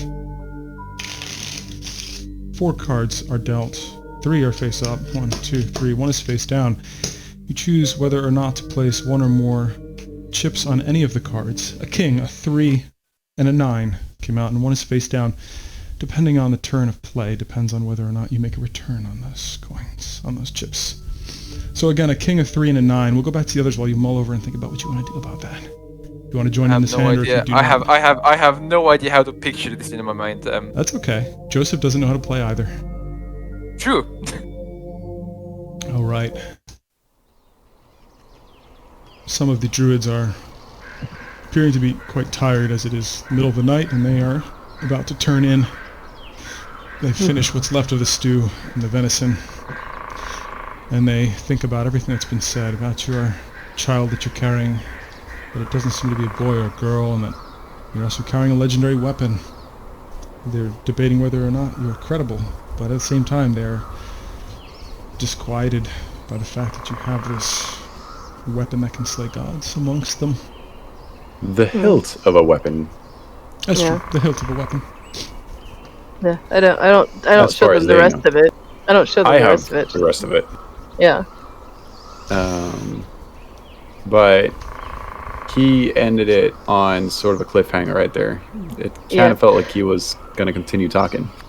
Yeah. About because- Sylvanas. Well, he believes that, as Sylvanas really strives for balance with life and death, that if everyone dying is out of their hands and out of their control, then he can only believe that Sylvanas is resorting to a state of balance in one form or another. That's all he can believe in and perceive. You perceive that he feels is somewhat not helpless out in of this our- matter. It is not out of control, though. Because what would be out of control if we have something that can slay him? And on the off chance that we can get this to work, and we will, then I will rephrase this because I'm actually talking to him.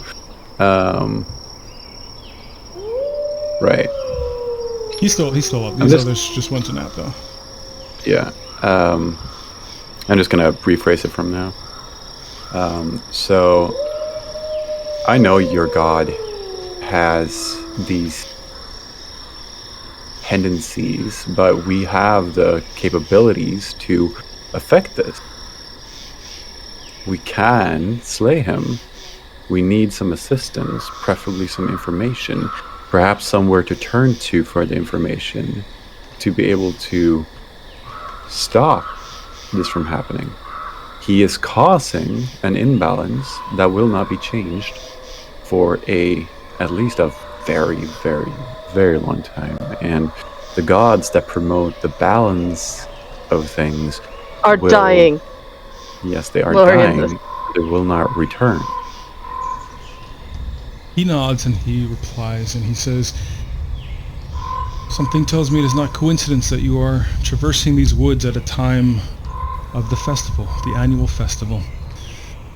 There are some festivities that are to happen in a days and a half time. We have people who might be able to help if you have truly the hilt of Godsbane. You have Lenvid, Dorna Lenvid of the Lenvid clan, coming from the Blackwood in Bellater. She is coming here for diplomatic relations. You have from Milan, King Culler. King Culler he is the father of the bride. There's a wedding to be held a day and a half time, as I mentioned. And he has the gift of sight. It is rumored that his daughter also has the gift of sight, and perhaps he can help you with that. Can you take notes, somebody? And you also have I can just write it down right here. Ambassador Maverus' possession of the Elenith Infernal Council. And when he says this, you know that often Tiefling's last name or family name are a word just like Callista Mayhem, the little girl that you used to know, Lorien. This is the Ambassador Maverus' possession of the Elenith Infernal Council, is also there for diplomatic relations and in a very important meeting. And you also believe that Nassim Dim, who welcomed you into the port of Heldren, made mention that you would be welcomed guests and were expected to be part of this council to offer some information, as you are great adventurers, or at least claim to be. Yes, and Falmanar, the groom, was my bodyguard for quite a long time, and then became a friend, of course. He says that each of these noble or figures of authority have different resources, entirely different manners of resources and information. And Yvonne, you have heard of King Culler, and you didn't know that your traveling companion from in Gryhold was his daughter. That is something that I think Lorien learned and Rahal learned a few nights ago. And she is to wed Falmanar, Lorien's traveling companion from day one. And you've also, the others haven't heard of this individual, but Yvonne has heard of Ambassador Maverus' possession, and she knows that where he's from, Elenith, it's a city to the northeast, is a very seedy place. It has a reputation of being seedy because they do have lots of gambling there. They have a drug trade. There are individuals of all sorts there, but they allow certain things there that aren't allowed in other places in the realm. And she knows that he's in charge of finances there, master of coin as well as ambassador. But she knows not much more other than that. He's a very persuasive tiefling ambassador. Who's the individual next to you there, Sid? Sid? Sid? Is that an individual next to you? Is that someone next to you?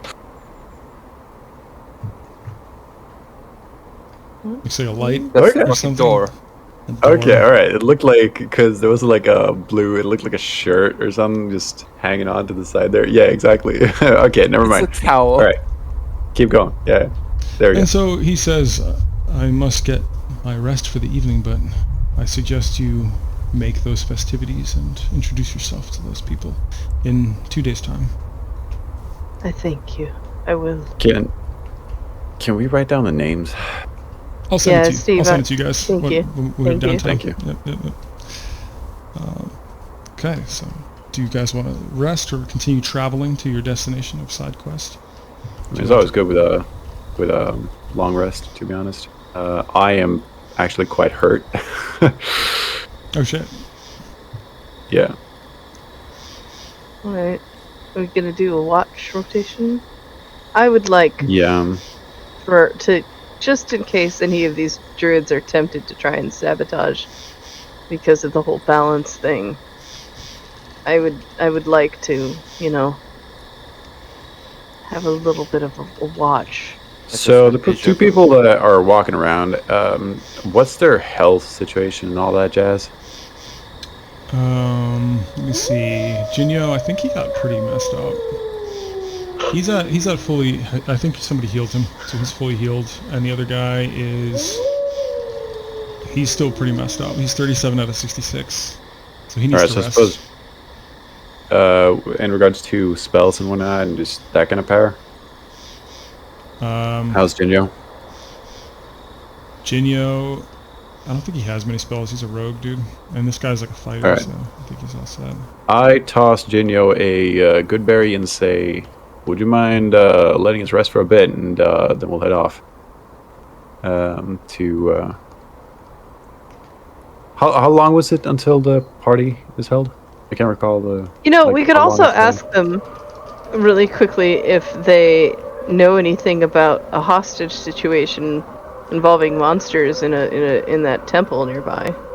That's when we realized it's these guys. Yeah, absolutely. So what do you say?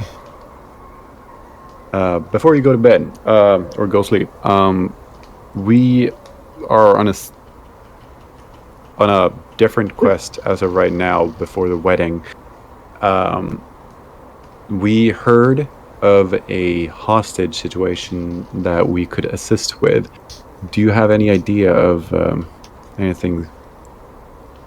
such situation nearby? In a temple or church nearby, some sort of monsters. Well, there is a Cathedral of Torm to the east, about 30 minutes trek. Yes. And that must be what you're referring to, because there's not much else further to the east. That place has been abandoned for several years now because the roaming giants are far too dangerous for city folk to make their way out there for their prayers. So it has been abandoned for some time now. We don't even go to that region as there's nothing really left there. So, how dangerous are those giants, by chance? Mostly this part of the countryside has only hill giants, which are very easy to outsmart if you're familiar with the woods, very easy to hide from if you move stealthily. There are tell of other types of giants and those that are related to them, but we don't really venture out that far east because we know not to get ourselves into trouble for no good reason. But I hope your reason is bountiful. I hope you come back alive, and I hope you find what you're searching for.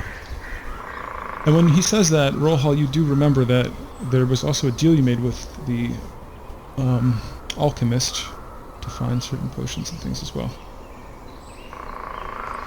Yeah. Was it potions or plants? Both. Would you remind me in relation to what... I remember the situation with the guy, but he mentioned some kind of special potions. What... Or not, like, potions in relation to something. I'm not sure. Yes, you know what I mean? He mentioned that he wanted something that we are going to have to... I'll have to check my notes. Sorry. Yeah, absolutely. Yeah. A lot of notes. But I'll also, we can take a long rest with just like since we're... How's that? 4 hours? Since we are... Wait, are you human? I'm a full-blooded high elf. Okay. Right. You're that weird. Yeah. So elves, what was that thing? We don't need as much sleep as 4 hours. We meditate. Sylvia, exactly. make a nature roll, Sylvia. Sorry to interrupt. This is regarding the undead bird, which is just in the tree line to your left. Do these guys see the undead bird, by the way? No, they, like, it stayed kinda out creeped on the tree line, unless you guys wanted to bring it in, because they would probably shit themselves. Yeah, no, nice.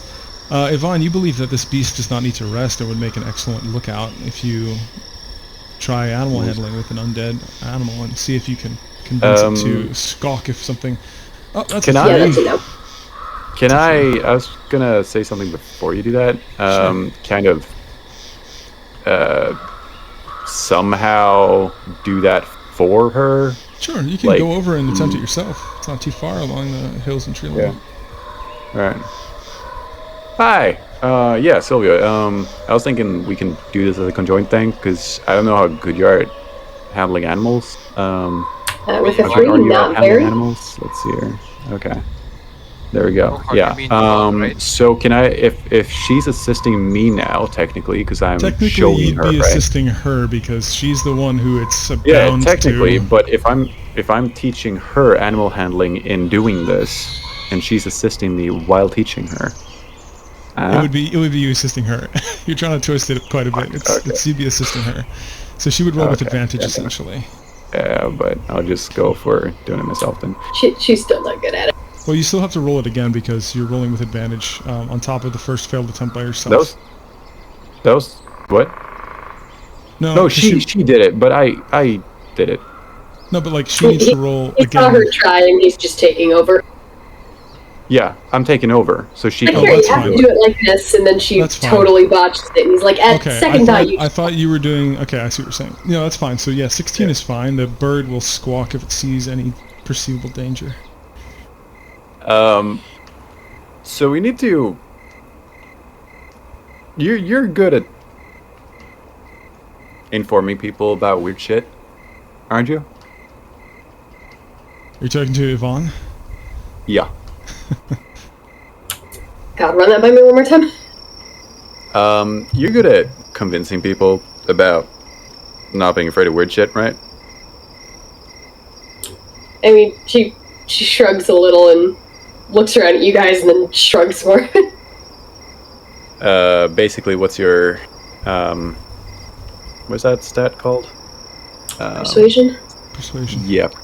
But it's not really persuasion, really. fantastic. Well, it would be persuasion, but yeah.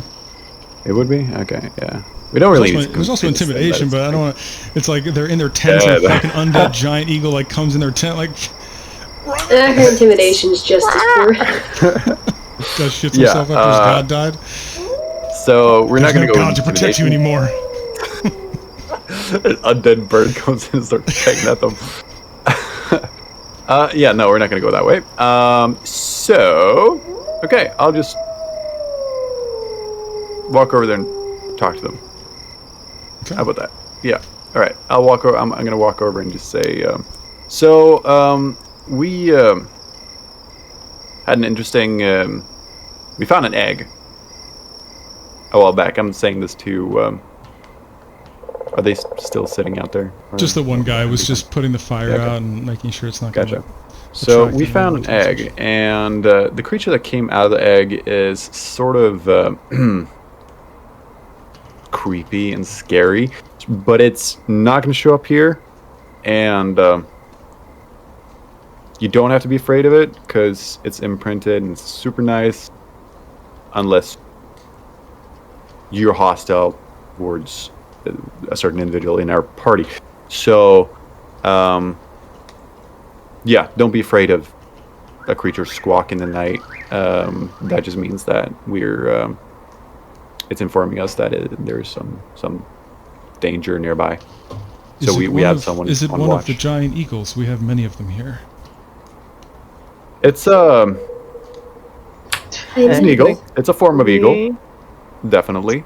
But You're not here, Lauren. I don't think. oh, I'm not. I'm not. Maybe not. Well, you're still Well, on a campfire. you're not filled in really on what's going on, but you can probably pick it up because it's not really that difficult realizing what I'm talking about. He's not being subtle. Yeah. So technically, it's a giant eagle. We can just leave it at that. It's just a little bit more scary. Literally nothing to worry about. It's friendly to all of us. like literally. Brother of the Woods, you seem to be very concerned about this. In fact, you seem so concerned about it that you're making me more concerned.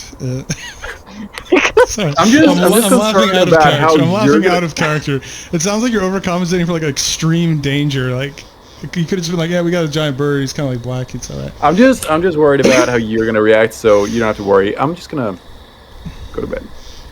Well, that's okay. That's okay, brother. That's okay, brother of the woods. We see many giant eagles here. We won't be alarmed. But thank you for letting us know. Okay, good.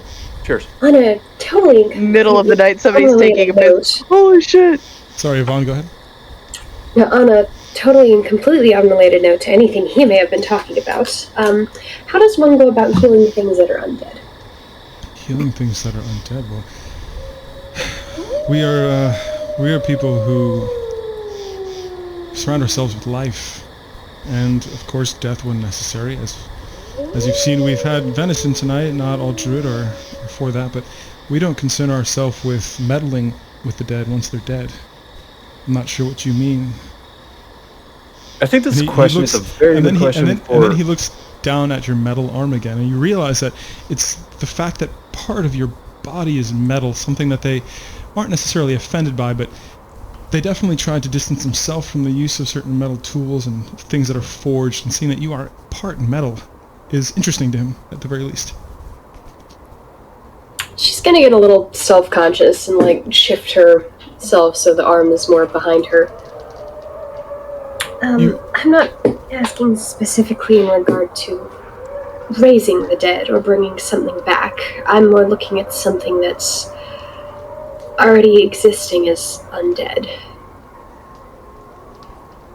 You see him ponder for a moment, and he points to the trees and he says, some people who worship Sylvanas and have greater powers than myself find ways to have nature bring things back or revitalize them. After all, life and death is part of the cycle. As long as you're not referring to necromancy, there are ways that nature can do that for you, but I am no expert in the ways of magic. I'm a pretty damn good hunter and fisherman, but when it comes to meddling in those greater powers, Sylvanas has only shown me how to live a humble life. I have been living here in these woods. And so you gather that he is not one to really lecture you in the ways of magic or things of that level of power, but you also sense a great wariness of anything necromantic. That's really all I can give you on that, Yvonne. Okay, so in that case, she is going to get a little worried about him accidentally spotting the undead bird and shooting it. So she's just going to come right out and tell him, the companion of ours is somewhat of that nature. It wasn't raised from the dead that I know of. It was born undead. You can tell that he's aware that he made you feel self-conscious about looking at your arm, but now he's not ashamed to be more forthright, and he says, I understand that there are some dark magics that require you to make certain sacrifices of yourself in order to do certain things. Is that how you lost your arm? No, that's completely unrelated. You truly are adventurers that mean well for the world, then keep that thing at arm's length. I might be more open-minded, but the rest of my companions here might not understand. So please, keep it at bay. Well, I'll keep it far from the camp. Just, if you do happen to spot it in the tree line, please don't shoot it. He nods, cautiously entering his tent. And he's rather short with you after that. He has concerns. But he's trusting. An arm's length? It was not a pun, but that's pretty funny. All natural. Okay. Being self-conscious at all, like Yvonne would be like, Oof. What the fuck? Are you guys going for a long rest? Could do a body good. Yep. I think it's Let's do it. probably a good idea. All right. Let's go quickly back to And Jinyo Joseph is because he's been sitting on the keeping up all precipice of night. his seat. I mean, not Jinyo. Joseph. No, I You said said Jinyo. Wait, Yeah. what did you say about Jinyo? I said Jinyo, he's going to be staying up all night because he Sure. wasn't hurt or anything. So That's fine, he's keeping yeah. watch as well. He had cocaine. He'll be alright. Midnight powder. Yep. Right. So, Joseph, you've been asked by Merrick Rummel to join a hand of cards with him in Faro. What you gonna do about that, huh? So I think you drew some cards already, didn't you? King 3-9, and one is face down, as is such with Faro. I know you're new to the game, but so is Joseph. It was organic. That's the sound of me shuffling. So wait, there were 3 cards in front of Four me. cards that are were drawn face on down. the, 4 cards are drawn on the table. 3 are face up, 1 is face down. And Joseph is just trying to pretend like he knows what's up. So the face up cards are King 3-9, and the face down card is unknown. And you know as much as you can make as much or as little as a bet on as many or as little as of those cards, including the face down card. Actually, sorry, not including the face down card. Looking at what other players are doing, like a quick glance, what movements are they doing? Where are they putting the chips? You see the masked figure on your right, place a card on the king, and then he puts, a chip, and he puts another chip on the 3. So we all have the same cards? Yes, it's a communal game, but somebody can kind of, so to speak, win more than others. And you can also lose. And also you could potentially win a multiple if your bet stays in longer than it should. It'll make sense as you go. Okay, so they're all betting on the cards that are face up. Yes. I'm gonna put 2 on the king, and as I do, I say, Interesting. no, that wasn't the voice. Interesting things are happening in Eldrin. Heard there was a wedding. So when Merrick hears Aren't your you- voice, he looks at you quizzically and says, I care not what those simpletons do. Why would I care what they do in Helgen? Tell me that. Wait, what? He says he cares not what they do in Helgen. Why would he care about what those simpletons do? He asks you why he would care about that. It was just the talk of the town. So the dealer then has Merrick places his bet. He places a chip on the 3 and only the 3. The dealer picks up the 4 cards, the king, the 3, the 9, and the unknown card, and shuffles them as I am doing in real life. First card is turned over.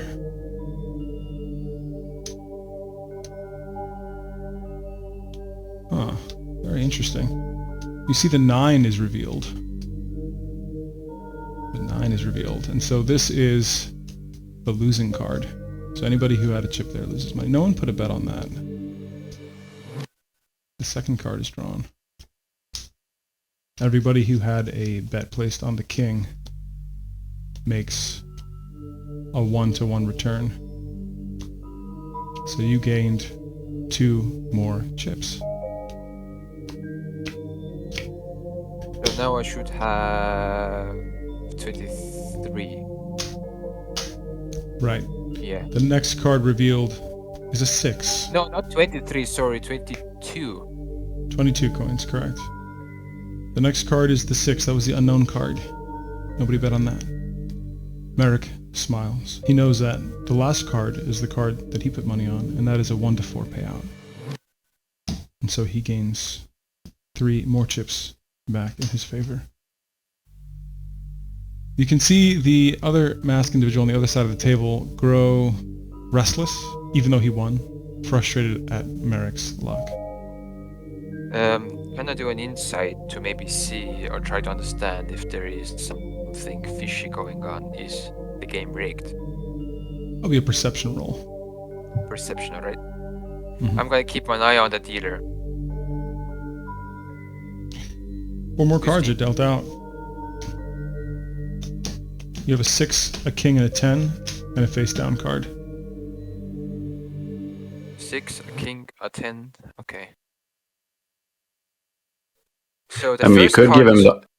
Yeah, I was just gonna say you could give him an option between investigation and perception, because kind of like he's investigating whether he's cheating or not over time. Yeah, that's true. In fact, reroll, do an investigation, because it's more specific.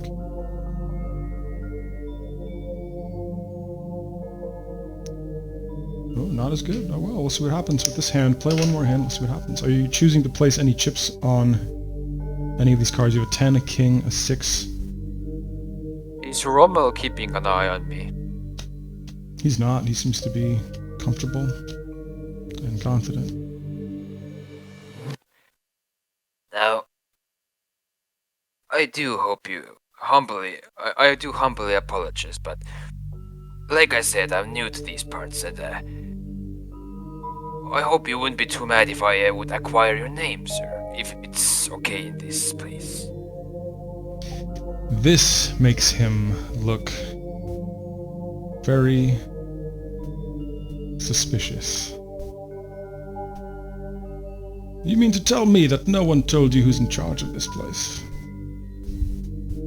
I heard tell of a new member of the Cabal. I am afraid, sir. I am afraid so. Tell me a little bit about yourself. Man. Joseph thinks, shit, I blew it. Well, what do you want to know about me, sir? Don't beat around the bush. Where are you from? Who granted your powers? And why? Well, I'm from Elaneth.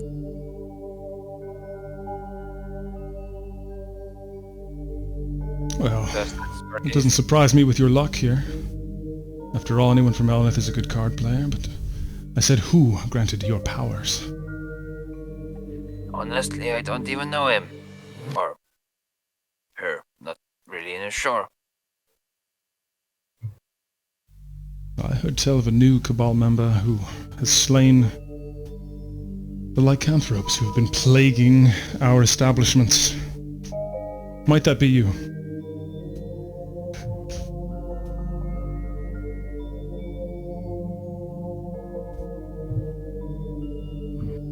Wait, I think... hold on, so someone... Could you please just say that sentence again? I'm sorry. Basically, he said he's heard of a new member who's been slaying lycanthropes who've been plaguing their establishments. Their Cabal establishments.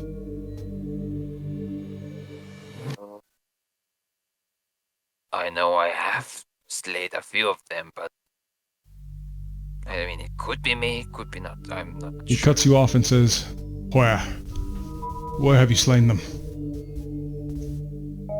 Uh-oh. Can Joseph remember any other talks of where the places, where the link... Well, you remember very clearly in character that you had a giant battle in Gryhold where you almost died. And 1 or 2 party members did die. Also destroyed a huge shrine. Sorry. Of Malar, yeah. Malar's shrine. Mm. Which is that of lycanthropes beneath the city. But can I remember... Is it like a history or something if I heard any other places where... Oh, yeah. That- Make a history roll. That'll be a history roll. We'll go with that. History, alright? Yep. You do know that there were werewolves in Elaneth at some point, nowhere near Vanzaya, however. You know that there wouldn't really be too much of talk of werewolves at Ivestad because that place is more of like a black hole of more dangerous things and the whole mining trade. But it's perfectly feasible that there could have been werewolves at Elaneth that you've slain. And as you know, there were many in Gryhold, so that's also a potential answer.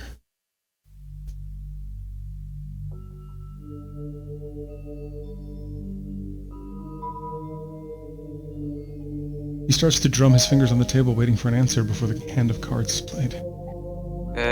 Wait, what were the cards again? It was a king, a 10, and a 6? Yes, King attended 6. But he's waiting for your answer about the werewolves, the lycanthropes. I put 3 chips on the 6. Now remind me, did I tell that vampire that I fought those werewolves in Gryhold? Did you what? Did you talk about that? I mean, the ancient vampire who turned me. He asked also, did I fight and stuff? Did I? Can you He remember? asked you. Did I mention? He asked you if you have slain lycanthropes, and you did tell him that you've killed them in Gryhold. So I did tell them that I killed them in Gryhold.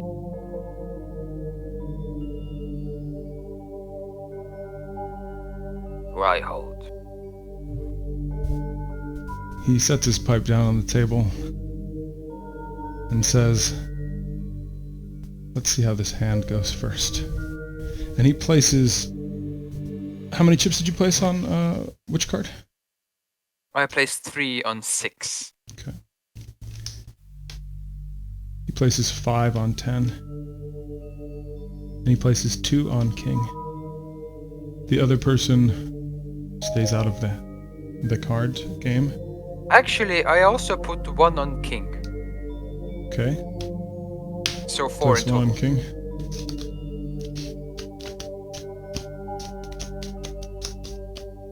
Cards are shuffled. The first card, which is a winning card, is turned over. It is a 10, legitimately shuffled. So that means that Rummel makes 20 chips and you make 1 additional chip back. And at this, and this was totally randomly drawn, this guy slams the table again, rips his mask off, and yells that Merrick is cheating. And almost as soon as the person stands from the table, Merrick slashes the man's throat. No blood comes out. Just a slowed black tar drips slowly from the neck, and he continues to yell and tries to pull something from his pocket. But you know that there are no weapons allowed in here. You realize that he is grabbing at nothing. He has nothing that he can pull out of his pocket. Yet Merrick Rummel has weapons somehow because he's the owner of the establishment. And he stabs him again and again and again and again against the wall violently. Which no wall? blood, but no blood emerges. Smashes him against the wall. Do you do anything while this is happening? Leave. Look around. I look around. Everyone turns and looks, and looks for a few seconds, but then turns back to their card game, seemingly not wanting to show too much concern over what's going on. You don't know whether it's you don't know whether it's out of fear or out of respect or what. I am going to calmly go to the poster board, take the one of the tiefling.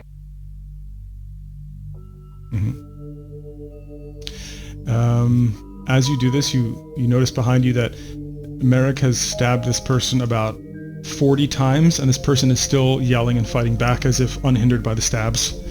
Merrick throws the sword to the ground and starts to actually grapple the person now. What else do you do? So they're both on the ground now. No, he's grappling him while standing. He's holding him against the wall and struggling with him, wrestling with him. And you perceive that the person against the wall is some form of vampire, because he is not producing blood from the stab wounds. And no one else is intervening.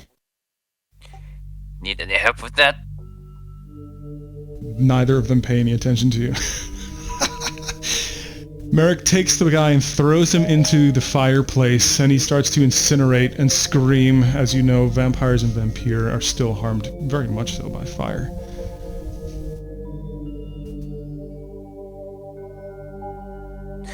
Ooh. Merrick has his back to you at the moment, as he's making sure this person does not emerge from the fireplace. You notice that everyone actually starts to look at this scene now, as it is a little bit more distracting, so to speak. Joseph feels his fangs turn a bit more pointy. And we'll go back to the others. All right. So you emerge from your campsite. Do we forge onward? Do we want to hold here? It's been a long game. I'm up for... Yeah, I'm up for whatever.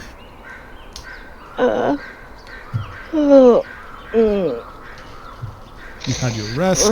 You had 8 hours. All of you didn't get killed. I fucking wish I had 8 hours. Is all my stuff still there? You're not robbed, yeah. You're actually not robbed by the druids. Oh good. My sword hilt and everything, they didn't decide to take care of the problem themselves. Right, well actually, quick question. Did you eat the sun drop, the amber stuff? I did, yes. You feel amazing. Your mood is uplifted, your body is great. You feel so happy. You feel like rejuvenated almost, like you're just really joyous. Like, yeah, you feel great. Good, you feel and that's... Wink, wink. Good. It's a good day, yeah. All my homies gonna ride today. Save my troubles for another day. Those are some tunes right there. All right. Right, yeah. So, when was the wedding gonna be? How? About a day and a half. Yeah, so you have this whole dawn, this whole day, this whole night, and then you have the next morning, and then probably around midday or afternoon is when the festivities happen. And that church is like half an hour away. We should go there. Yeah, we should definitely head over there. Let's go to church, children. Take me to church. Yep. Go to the temple. Now we gotta tap. So, gonna kill giants. You depart your friendly druids. Wait. Would you like to join us to said church? There might be a bit of coin for you.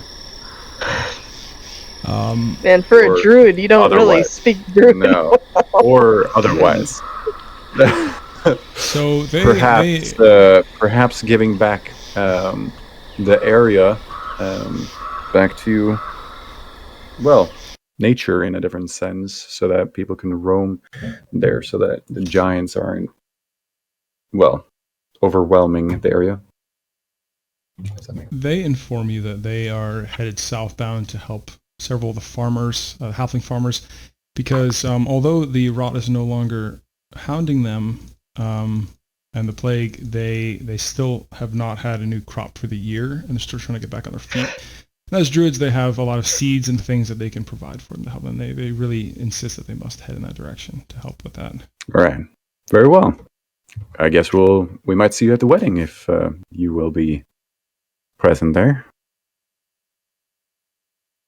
And they nod and say, we would like to be there, but we usually stay to the woods. We'll see what happens from there. One more thing, since we are not from here, do you have any tips? Not the word for tips, whatever. Tips on our venture, maybe some warnings, or perhaps something we should visit on the way or look for? Well, as I said, the hill giants do like to roam on the fields and the hillsides. They tend to stay out of the forests because they're bulky, and they're actually afraid of the forest, believe it or not. They're stupid. And so they're easy to outsmart, they're easy to outrun, but you do not want to fight a hill giant. That's all I can say for you, friend. And if the legends are true, they are maybe kin to the hill giants in these woods. So just keep alert. All right.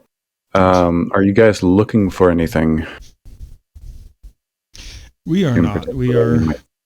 We travel light, and we may look like we do not own much, but the forest is ever giving, and so we are ever giving to the forest. And we understood.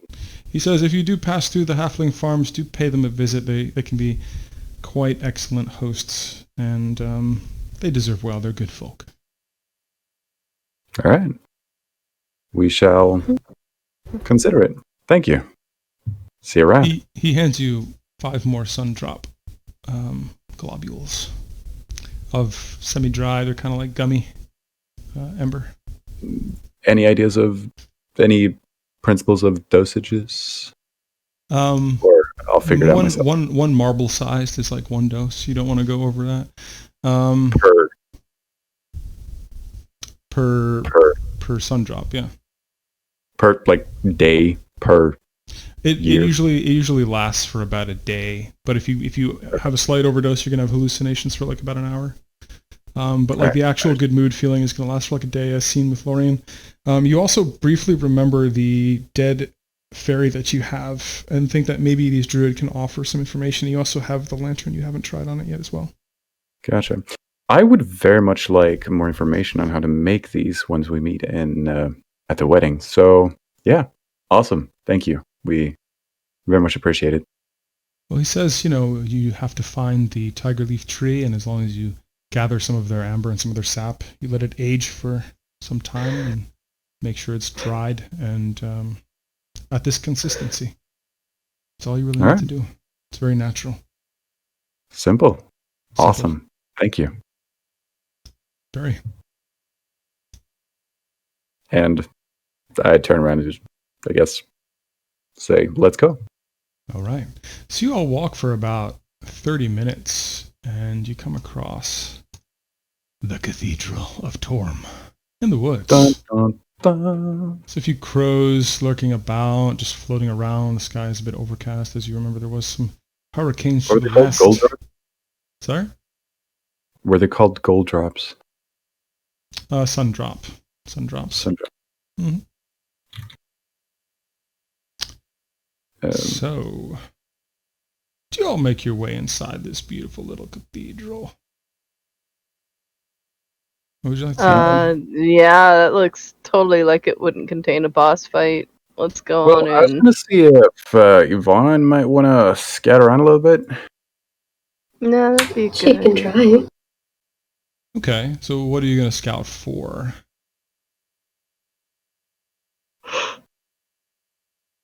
What would you like to... I guess probably just if there's any enemies in the region.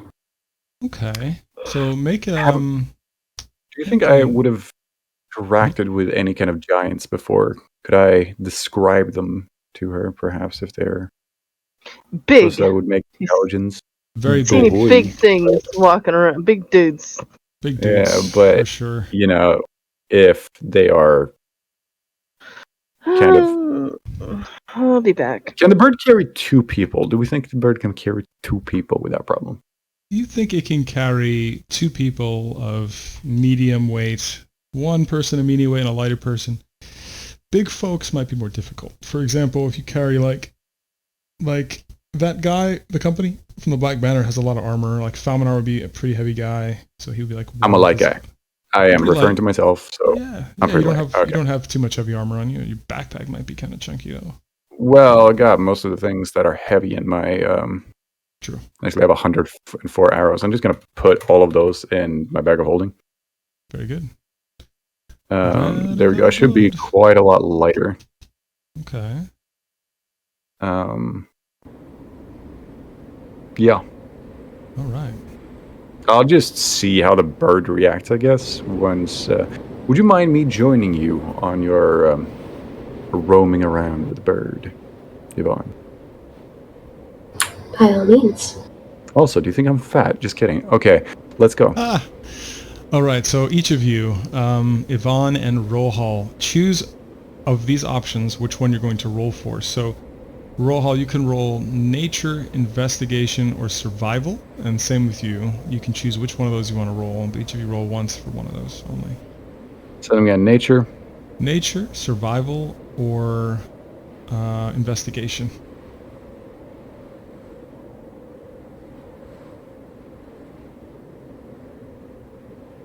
We should probably take different ones. My survival is incredibly high, so you might want to take one of the other two. Oh, that was the wrong page I was rolling on. One more. You're going to tell me it's going to reach up? No, okay, good. It didn't. It was almost a nat 20 on the other one. The other one? What are you talking about? Oh.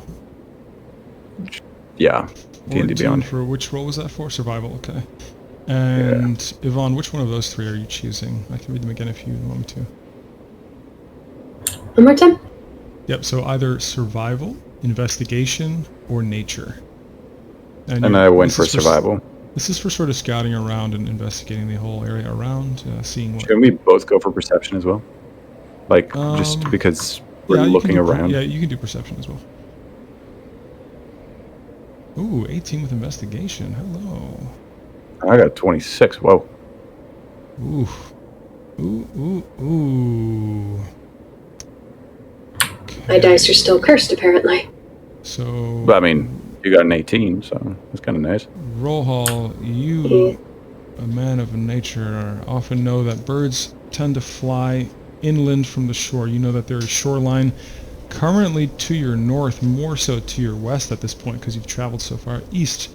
However, you do see some flocks flying from the southeast, which is of minor import, but I am mentioning it anyway.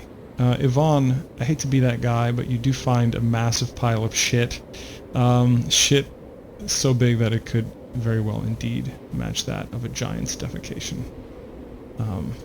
Yeah, sorry, but you did find shit, quite literally. So there's evidence of their... Take a while to clean out of her boots. Well, you didn't step in it, thankfully. Otherwise, you'd be like knee deep in it, shin deep in it. Yeah. How recent would you say that this defecation?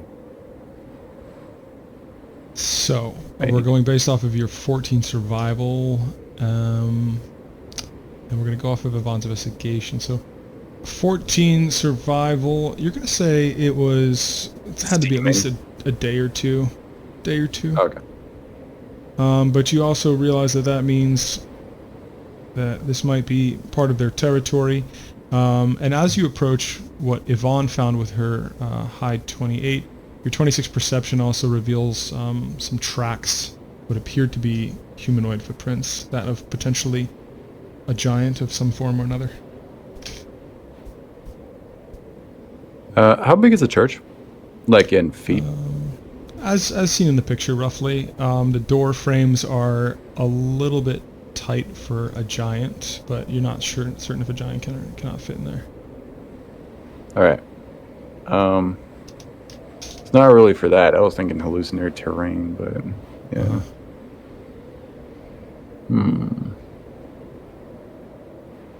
Okay, good to know.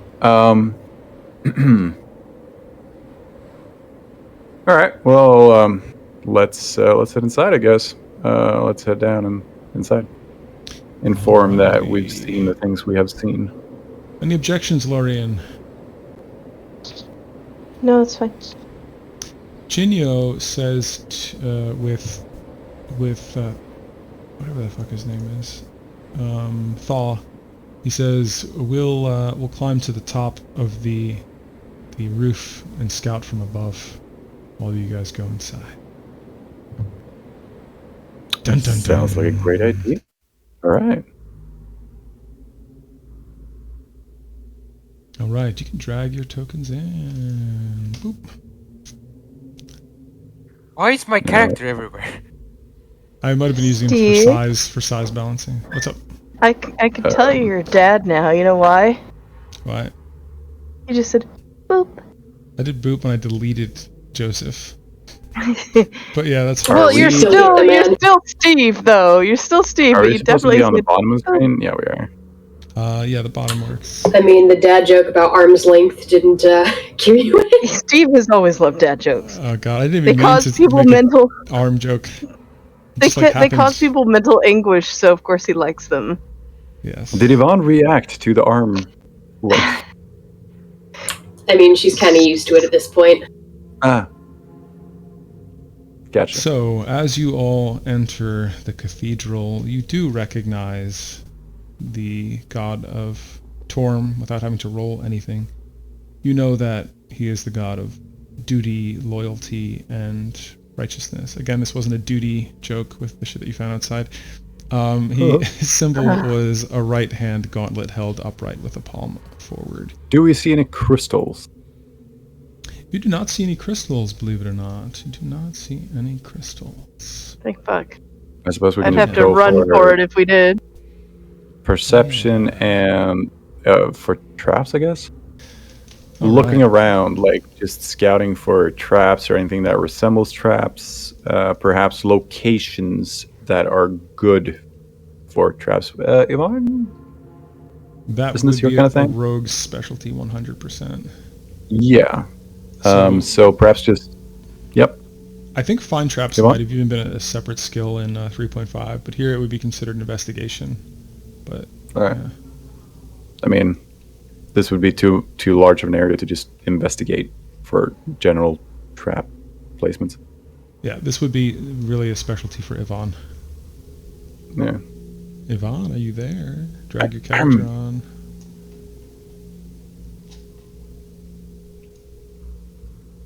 Sylvia? You know what? Hopefully she didn't crash with the loading of the map. I know sometimes she had loading issues. Oh. Okay. In the meantime, you, without having to make any rolls, do see what appears to be a body of a man up here to the front, top right. Yes, and I don't like bones. Because You've had some experience not with that. piles of bones. Yes, correct. Actually, what are these? Are these like bookshelves or? These are all Yeah, prayer that's books of Torm.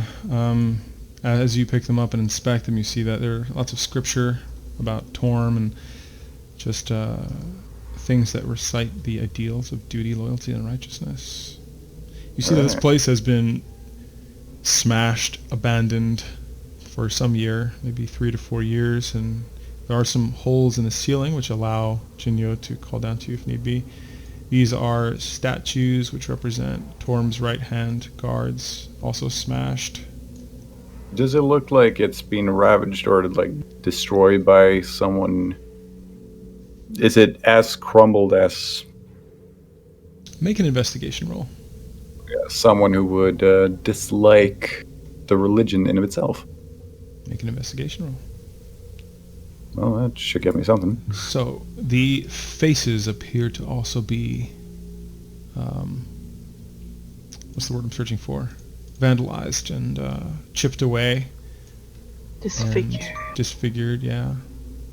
Is this Here's- supposed to be under the rug, or is it It's just? actually light coming through the stained glass window, not a rug. Oh, okay, that makes more sense. Yeah. Yeah, and up here you just see sort of some plain things to do with the preaching of Torm. Also ripped, and it looks like these statues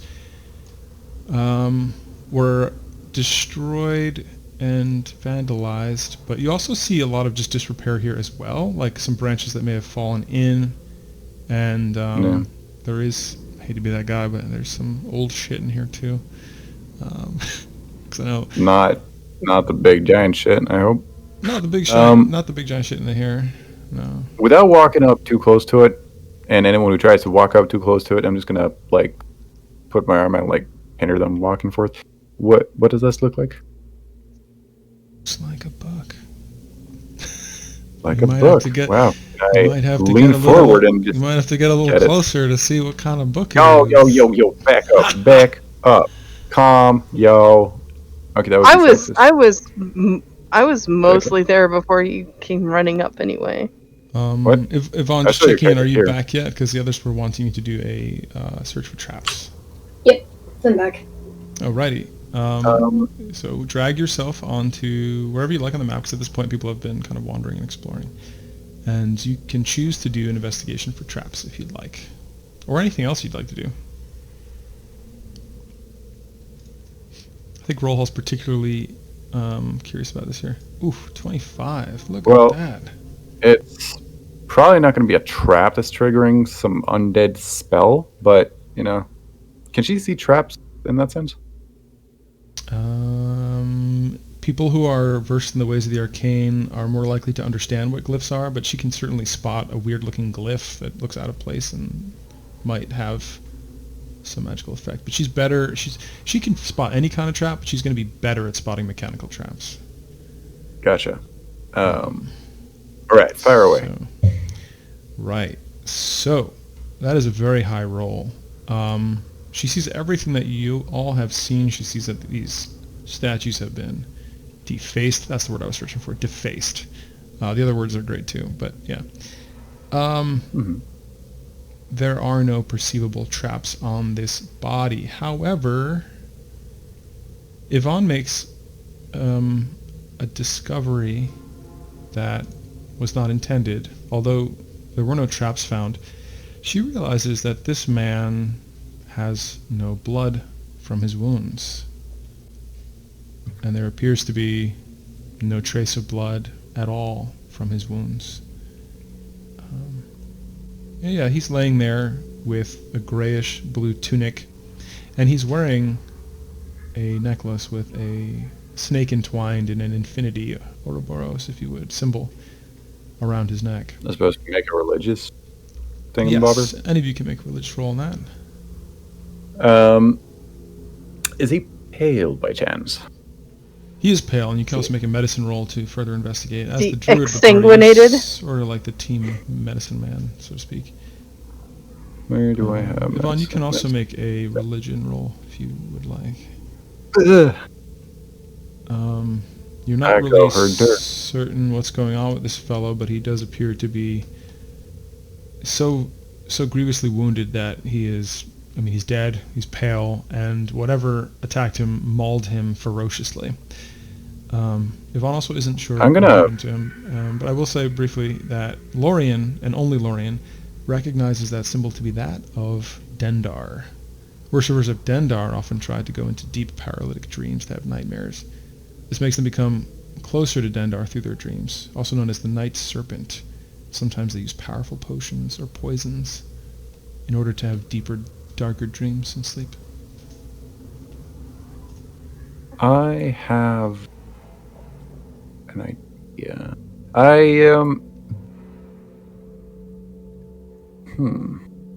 Hold on, what is that item called? Lantern of Revealing? Probably won't be anything here, but after taking that out, I'm just gonna start scorching this. Oh, you've been so scarred from previous adventures. You successfully char all the bones, making them brittled like charcoal. Which Gotcha. All right. technically strengthen charcoal, I think, but whatever. Yeah. That would need some Lorien, immense heat. Lorien, now that you're It's not as pieces. concerned about traps, you can take a step closer. You realize that that book is a spell book. You choose to open it. It appears to be some kind I'm of gonna- magical spell book. I'm gonna pick that shit up. Does it appear to have any arcane traps on it that I could possibly see? Make an Arcana roll.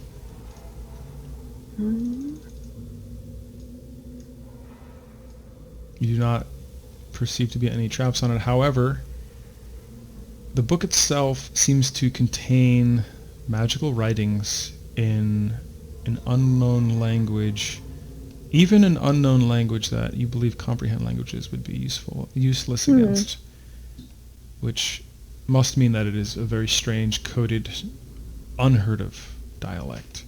Coded or extraplanar? You don't believe it to be extraplanar. But you'd believe it to be something almost interpreted by, not so much interpreted by intellect, but more so interpreted by some type of visceral, animalistic methods. Something that is almost intrinsic to a being.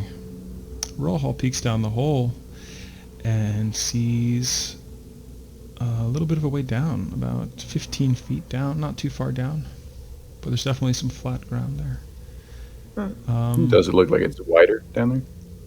I'm gonna put that spell book in my bags in hopes that I can find a way to interpret that later. Order.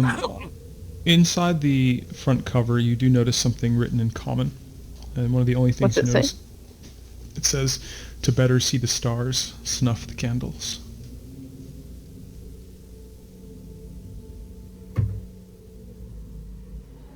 Huh. Metaphoric or? Who knows? So, who would be interested in going down the deep dark hole that leads into an unknown location with unknown danger? I think Lorien would, because she's in such a good mood today, aren't you? I am in a good mood. What would go wrong? I'm gonna look down into there. Step over the corpse. It's a good day. It's a good day to die. I'm gonna look around the body. Is there anything that shows? Also, shine the lantern on the book while she's looking at it, if that is still possible. Yeah. Sure, I'll hold the book open in front of you, but shine the lantern on it. You see nothing that wasn't already discovered before. The writing seemed to be strange, kind of like written in kind of long, thin lines that crisscross over each other. And but you know well enough that you shouldn't waste a spell on comprehend languages, but you're not certain. No. But you have a feeling that it won't help you identify this because it's nothing like you've ever heard of before or seen before. That weird guy with a demon lantern that we gave the demon lantern to. Is he on the roof? Yes, he's with Jinyo. They're both looking in opposite directions, making sure that there aren't giants I assume we nearby. didn't give that back to anyone. What about the lantern? I assume he still holds it, or like has it. It is nighttime. It is Yeah, nighttime. I suppose. So It's appropriate. Wait, is it nighttime? It's nighttime. Oh no, sorry, it's morning. I'm sorry, you guys rested. No, he gave it back to you. I forgot. Yeah. At first light, he gave it back to you. Yeah. No, you're right. Yeah, okay, he gave it back. All right, I'm gonna take that out and, well, hold that one up, and also write it into my inventory so I actually have it. Very good. Very good. Very, very good.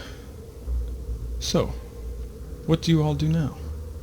Before we see what our companion Joseph is doing. Nothing appears with a lantern thing.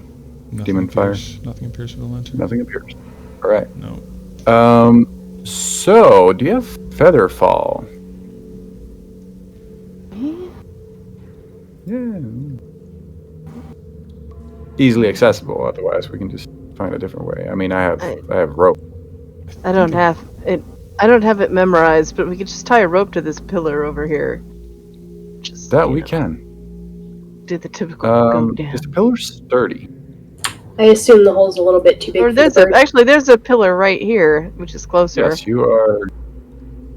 Yes. So out of all three of you, Yvonne has the most experience doing all kinds of cat burglary, and she has rope and a grappling hook. Just putting that out there. Do what you will with it. Yvonne. Would you go for it? This seems like your wheelhouse. How should we proceed down this deep, dark, probably full of death and mayhem hole? Does Yvonne have anything like matches on her? Well, let's take a look at your inventory. We can deal with that aspect of things. Let's see what your inventory has. Oops, taking a minute to load. Let's see. You have Thieves' Tools, which you have an Adventurer's Pack, which I think has a flint, and let's see. You got a smoke bomb. I don't remember if an Adventurer's Pack has that. I'm gonna Google it real quick. What is your intent here with said potential matches? She's going to drop one down the hole to see A, how far down it goes, B, if it's snuffed due to lack of oxygen, see if there's anything down there. Flame in my hand. Will this suffice? Will it snuff out if there's no oxygen? So I think we're supposed to. I think it was supposed to say. I think it was supposed to say Explorer's Pack, which does come with matches. Otherwise, she's got paper. She can take a scrap of paper and light it with her flint and steel and drop that down. Yep. I have a tinder box. Yeah, you both have a tinder box. Yeah, so she'll just light a little, crumple up a ball of paper, light it, and drop it down the hole. See how far down it goes. Okay. I also have Rollhall did see the bottom of it. Rollhall did see the bottom of it, about 15 feet. Yeah, but it's good to check to see if there's oxygen or explosive stuff. One time on an adventure, I was a player, and I actually blew up an entire dungeon by shooting a fire arrow in there to make sure, because I smelled gas. So you never know. All right, so she drops it down, and it falls about 15 feet. And when it hits the bottom, you can see that it is illuminating a stone floor with some vines and some shrubbery down there. Okay, can she see if there's any type of like doorway or walkway at the bottom? Yes, it seems to progress further underneath the cathedral in that direction. Okay, she does the like lick her finger and hold it over to see if there's any type of airflow coming from it. There is some airflow, but it is not very much. It's very, very slow. Very subtle. Upwards, downwards. Downwards, it seems. It is very Would you cool like down to- there. Very, very cold down there, actually. Would you like to proceed? I'll take a look. You're the one who's an expert trapster, I guess? Or Stealth. Yeah, so she's gonna go stealth? loop one of her ropes around the pillar, as long as the pillar doesn't look like it's gonna, collapse any frickin' minute. Okay. Kind of hook it around her waist to give her better leverage, and start kind of walking backwards down the well as stealthily as she can. All right, so as you make your way down, and remind me, what light do you have? Was it the paper that you dropped down here? If that's still burning, yes. Otherwise, she's probably gonna light a torch or something. Just Okay. holding it in her We've teeth on got the way the- down. All right, so I have 2 tokens that represent Roll and Lorian, so they can also see what you see. Now, I might have messed up the lighting scenario, but tell me if I did or didn't. So this is what you see. The bottom right of the map here. Is that illuminating the light properly? You see? I'm trying to find it. Give me a sec. Bottom right, there's nothing but black for me. Yep, solid black. Okay, fuck. Let me fix that real quick, because I tried to get the dynamic lighting. Dynamic lighting. Vision, bright light. You should have light. What the hell? Brightness. Are you sure you guys in the right angle? Yep, I don't even see my token. Oh no. Oh, maybe it's because you're not Shit, controlling it look at the at moment. this Let me map, see. and it's just a black. Oh, that's why. Controlled by... Okay. My goodness, there were so many players. Controlled by Yvonne. Okay, tell me if that is working for you now. There you go. Okay, let me get the others. I And can't. That should be... Yeah. Yeah, I got you next, sorry. And that one should now work for you, and that one should now work for you. Is that working for you guys now? Yeah. Great. So you choose to place your feet on the ground and actually set your feet down now. Oh, once you're sure the ground is clear, then yeah. Yes. You see an old rusted sword and some shrubbery. You see some bones in the corner here. You see a strange-looking pipe here. There appear to be nothing rushing through it from what you can hear.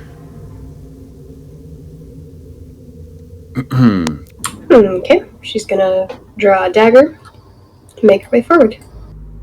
Okay. Now, if his lighting is done correctly, only you will be able to see what happens next. You can proceed. Hey! Are you okay down there? No answer. Another skeleton. She does not reply. Should we jump down after her and be stupid as shit? Yeah, let's Sorry, were you climb talking about down. me? No. No. What Alright. type of skeleton is it? Get down there too. It appears to be humanoid of some kind. You're not sure what type of humanoid, about your same height. Okay, she's gonna peek around the corner and listen for anything moving. Make a perception roll.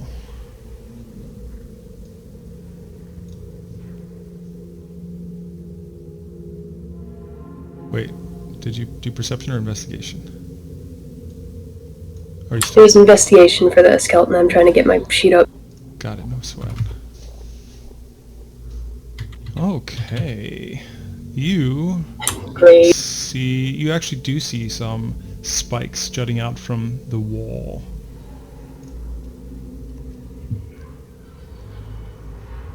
That's all you see. Spikes jutting out. You don't really hear anything else. And it is very chilly down here, as I mentioned. It is winter.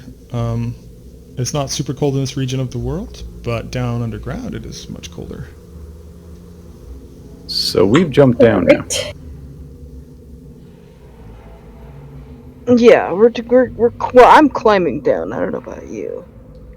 Yeah, I mean, Jump if you want to break your legs. absolutely.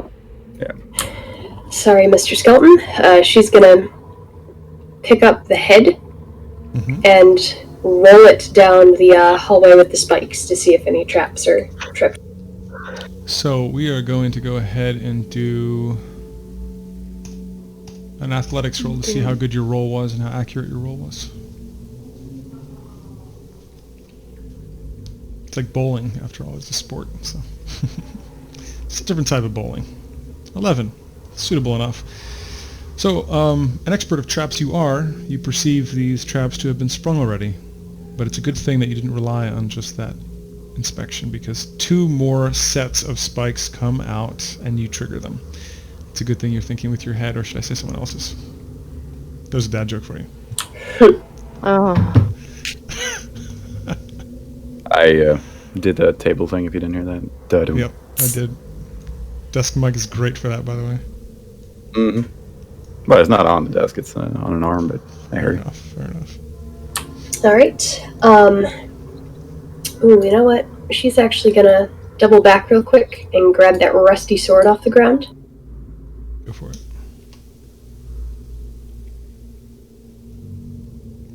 And probably see the other 2 attempting to make their way down.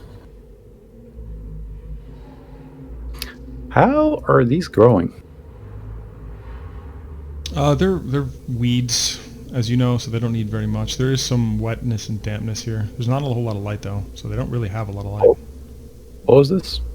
As far as you know, nothing was flowing through it. You're not really sure what that's about. Is that a It's a pipe. It is a pipe, indeed. It is. pipe?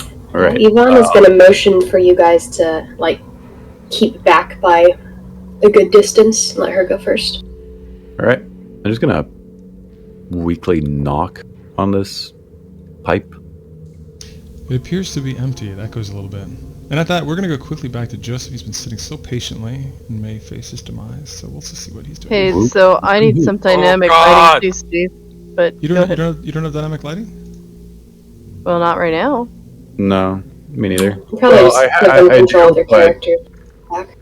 Goodness gracious. like- Great balls of fire. It's like graying everything out, but I do have sort of dynamic lighting. You know what it is? It's you two have dark vision, Dark and vision. she doesn't. So yours is going to have loss of color. Oh, okay. So that should Gotcha. be normal then. If you want to turn a light on, I can arrange that as well with a little tinkering. Let me go back to Joseph. Yeah, it must be awkward having dark vision. Joseph, so you just witnessed this man burn this vampire and stab him like 40 times over his disrespect. In the other direction of... You also divulged almost everything you could to identify yourself, but Merrick has been distracted. His back is turned and he is making sure that this person writhing in the fire remains there. What would you like to do?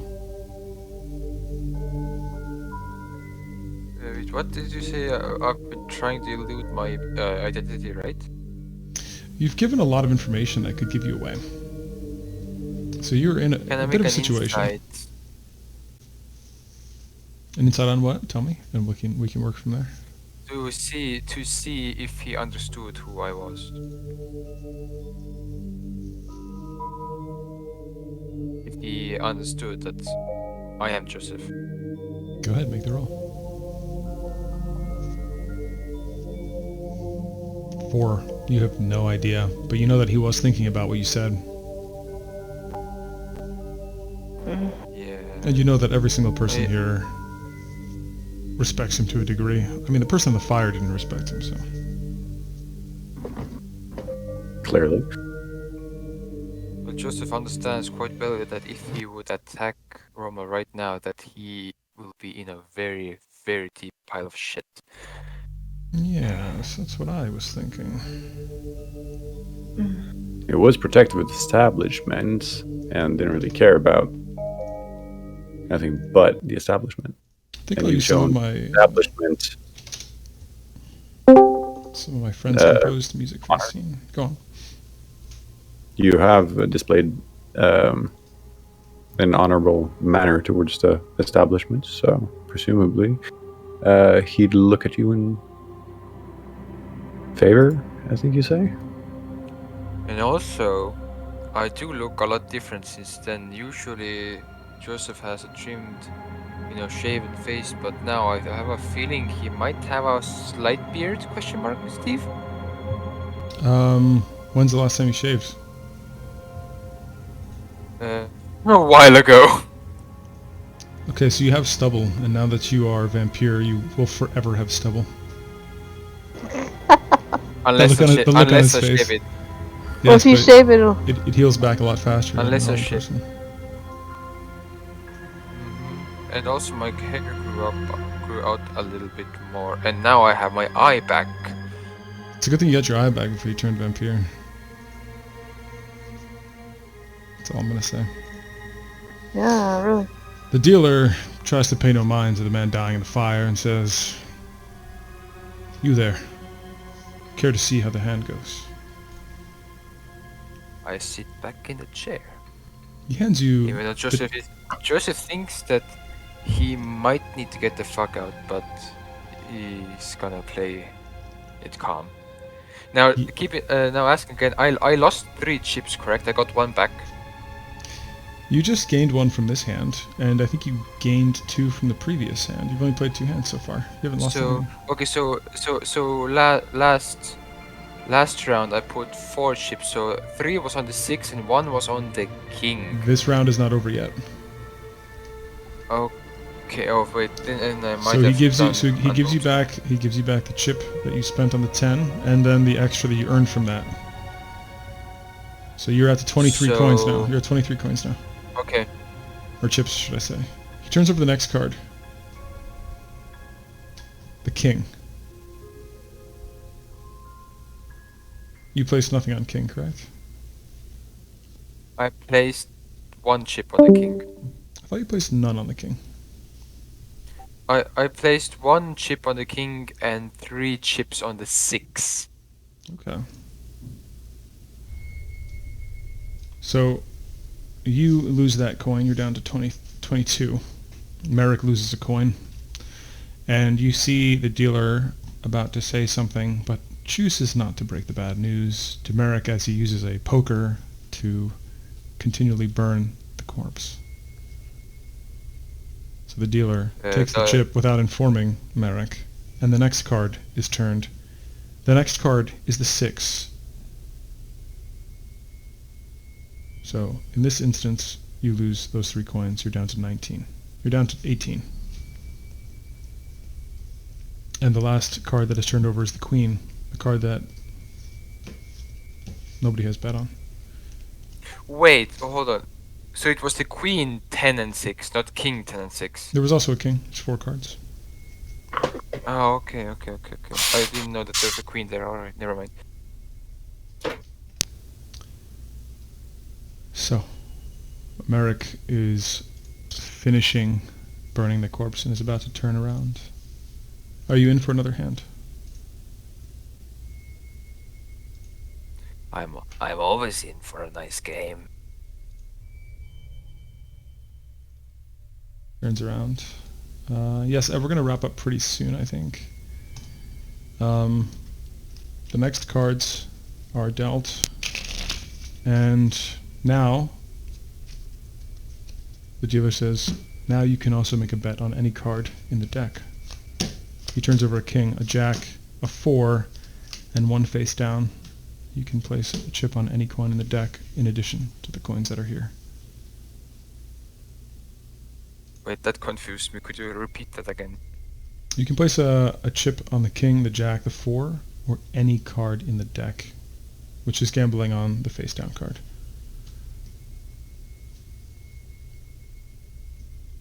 And we're almost done with the session. We're gonna do this, and then we're gonna do a last visitation on what's going on with the others. So wait, the check was okay. You have a king, a jack, a 4, and a face down card. You can place bets on any cards on the entire deck, essentially. I'm gonna put 5 on jack. 5 on jack, okay.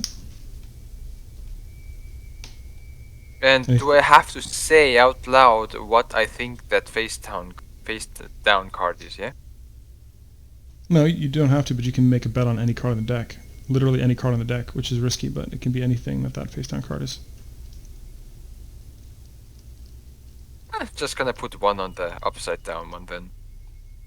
Merrick turns back and sits down and says, with a bit of a flustered look in his face, a bit upset, he says, "Now, where were we?"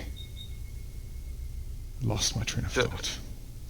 Joseph looks at the burning corpse. Is it like all gone now? It's there, burning. You can smell it. I look there, I look back. Well, we're about to have a new hand. Well, it's already here. Good sir. You placed 5 on Jack. Is that the only thing you placed it on? 5 on Jack and 1 on the upside down one. Well, so the upside down one, this is how this works. You choose a card in the deck to place a bet on.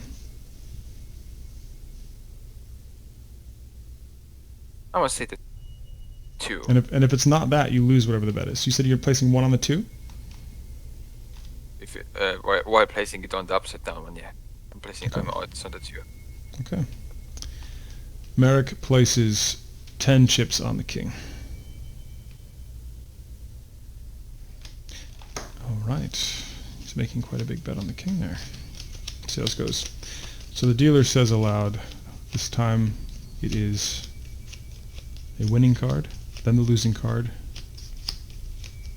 Sorry, the losing card, then the winning card, then the losing card, and then this will pay out 10 times on the 4th card. The first card is the 5. It is the unknown card, which means you lose your 1 coin. So you're down to 17 coins. The next card is the Jack, which means you lose... I'm sorry, you gain 5 back. You're back up to 22. The losing card next is the King. Merrick loses 10 coin, and he looks very upset about that. 10 chips, you don't know how much the chips are worth. And then a 4. He tosses the cards across the table and storms off. I mean, at least it proves he wasn't cheating, I guess. That's right. Well, considering his... As he passes, Pleasure gaming. or pleasure playing He ignores with you. the... Okay. I rise up, say thank you to the dealer, and I actually want to go to the seance room this time. The seance room is beyond the door that way. You notice as you walk past that Merrick left his pipe on the table.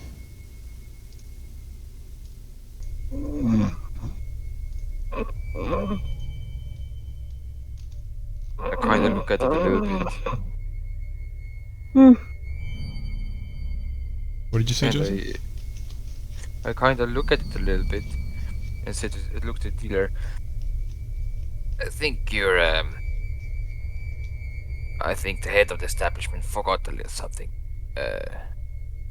Just so you know, the obvious. He nods and takes it. And you proceed to the seance room. We're going to go back to the others, and then we're going to finish for the day. We'll see where you guys leave off on the next section. Right here, back here. So Joseph finishes his session heading to the seance room, and Yvonne just sprung 2 more traps here. So the traps aren't, like, repeating. Nope, once they spring, they're sprung, and she sprung 2 more. Alright. So she's going to be holding that rusted sword out in front of her, and kind of swinging it up and down in the air, and then occasionally tapping the stones in front of her. See if she can spring anything else before she gets there. You do so, and nothing springs, but if they did, if they're within arm's length, they're probably hurting you. Thankfully, there are no more. This hallway appears to be clear. The skull didn't get, like, skewered on any of those, did it?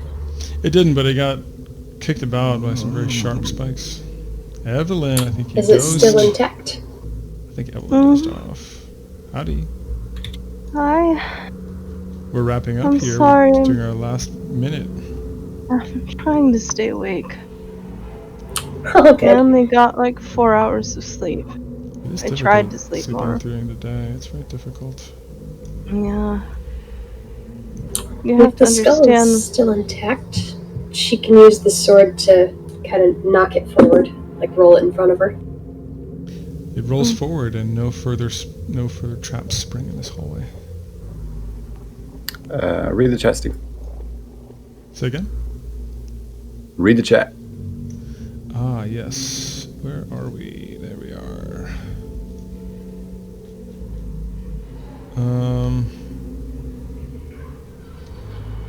There's a lot of things to I read could here. send my familiar to scout ahead a little bit. Which chat? Oh, up there? No, this, Oh, this one. God damn, there's so many chats. Yes, your light lights up. I have to, let me turn that on for you. Yep. Okay. Doing that now. And you let me know if it works. We got bright light on.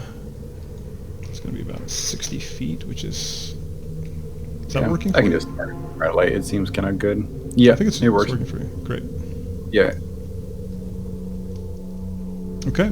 I'll carefully move down after. All I right. could send my owl to scout. You know. 'cause Would you I've like Lauren to scout ahead with her owl by chance? Yvonne. As long as she's not worried it'll get hurt. Well, the good thing is it's actually a spirit. And it'll be fine. I'm an idiot. It hurt. It is spectral, yeah. I'm an idiot. Oh. I It should tells have. why after. Ah, yeah. Oh, okay. What's happened here? I've lost my place. We have moved forward a little bit. Yeah. Yes, and Rohal Bottom lit right the orb. is your character, probably. He lit the orb. I'll I catch you up can't with the see others. anything, There you go. Steve. In the bottom, I still bottom right. Yeah. Can you see now? Yeah. Yep, that's probably because the orb. There we go. Alright, yeah, so... I can send my familiar, it's spectral. Can it see in the dark? So, like, this is my familiar, it's an owl. Yeah, I can see pretty well. Can it see in the dark? I think they have night vision, don't they? I will. Well, this is really weird, Steve, because there's like shadow phased out, and then I can see further on. Yeah, I think it's a combination of the lantern that he's using and then your dark vision. Yep. Ooh, you're going pretty deep, huh? Let's see how this is going to go for you. Well, it's the.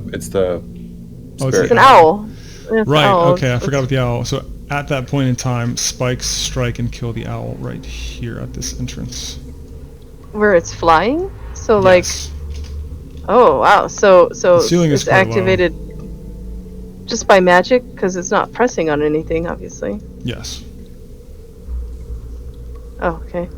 Well, It's proximity spell. Or trap. there's a proximity trap up ahead to the right, and I'm going to have to do some ritual casting again. I believe it takes an hour to get that back. But we're actually gonna stop here. I think we're in a good spot. We have lots to explore for next time. And Joseph has some seancing to do, so we got actually a lot done today, quite a bit. So Sure did. This will be a good spot. I'm stupid on the. I'm an idiot on the part that I didn't follow Rommel, but that could have been bad. But still. You could have missed. You were So, definitely on the nose there with a couple things. I think if it weren't for the way that hand of cards were played, you might have gotten... there's a lot of ways it could have gone. You could have really not be in as good of a place you're in now, which is, somewhat undetected.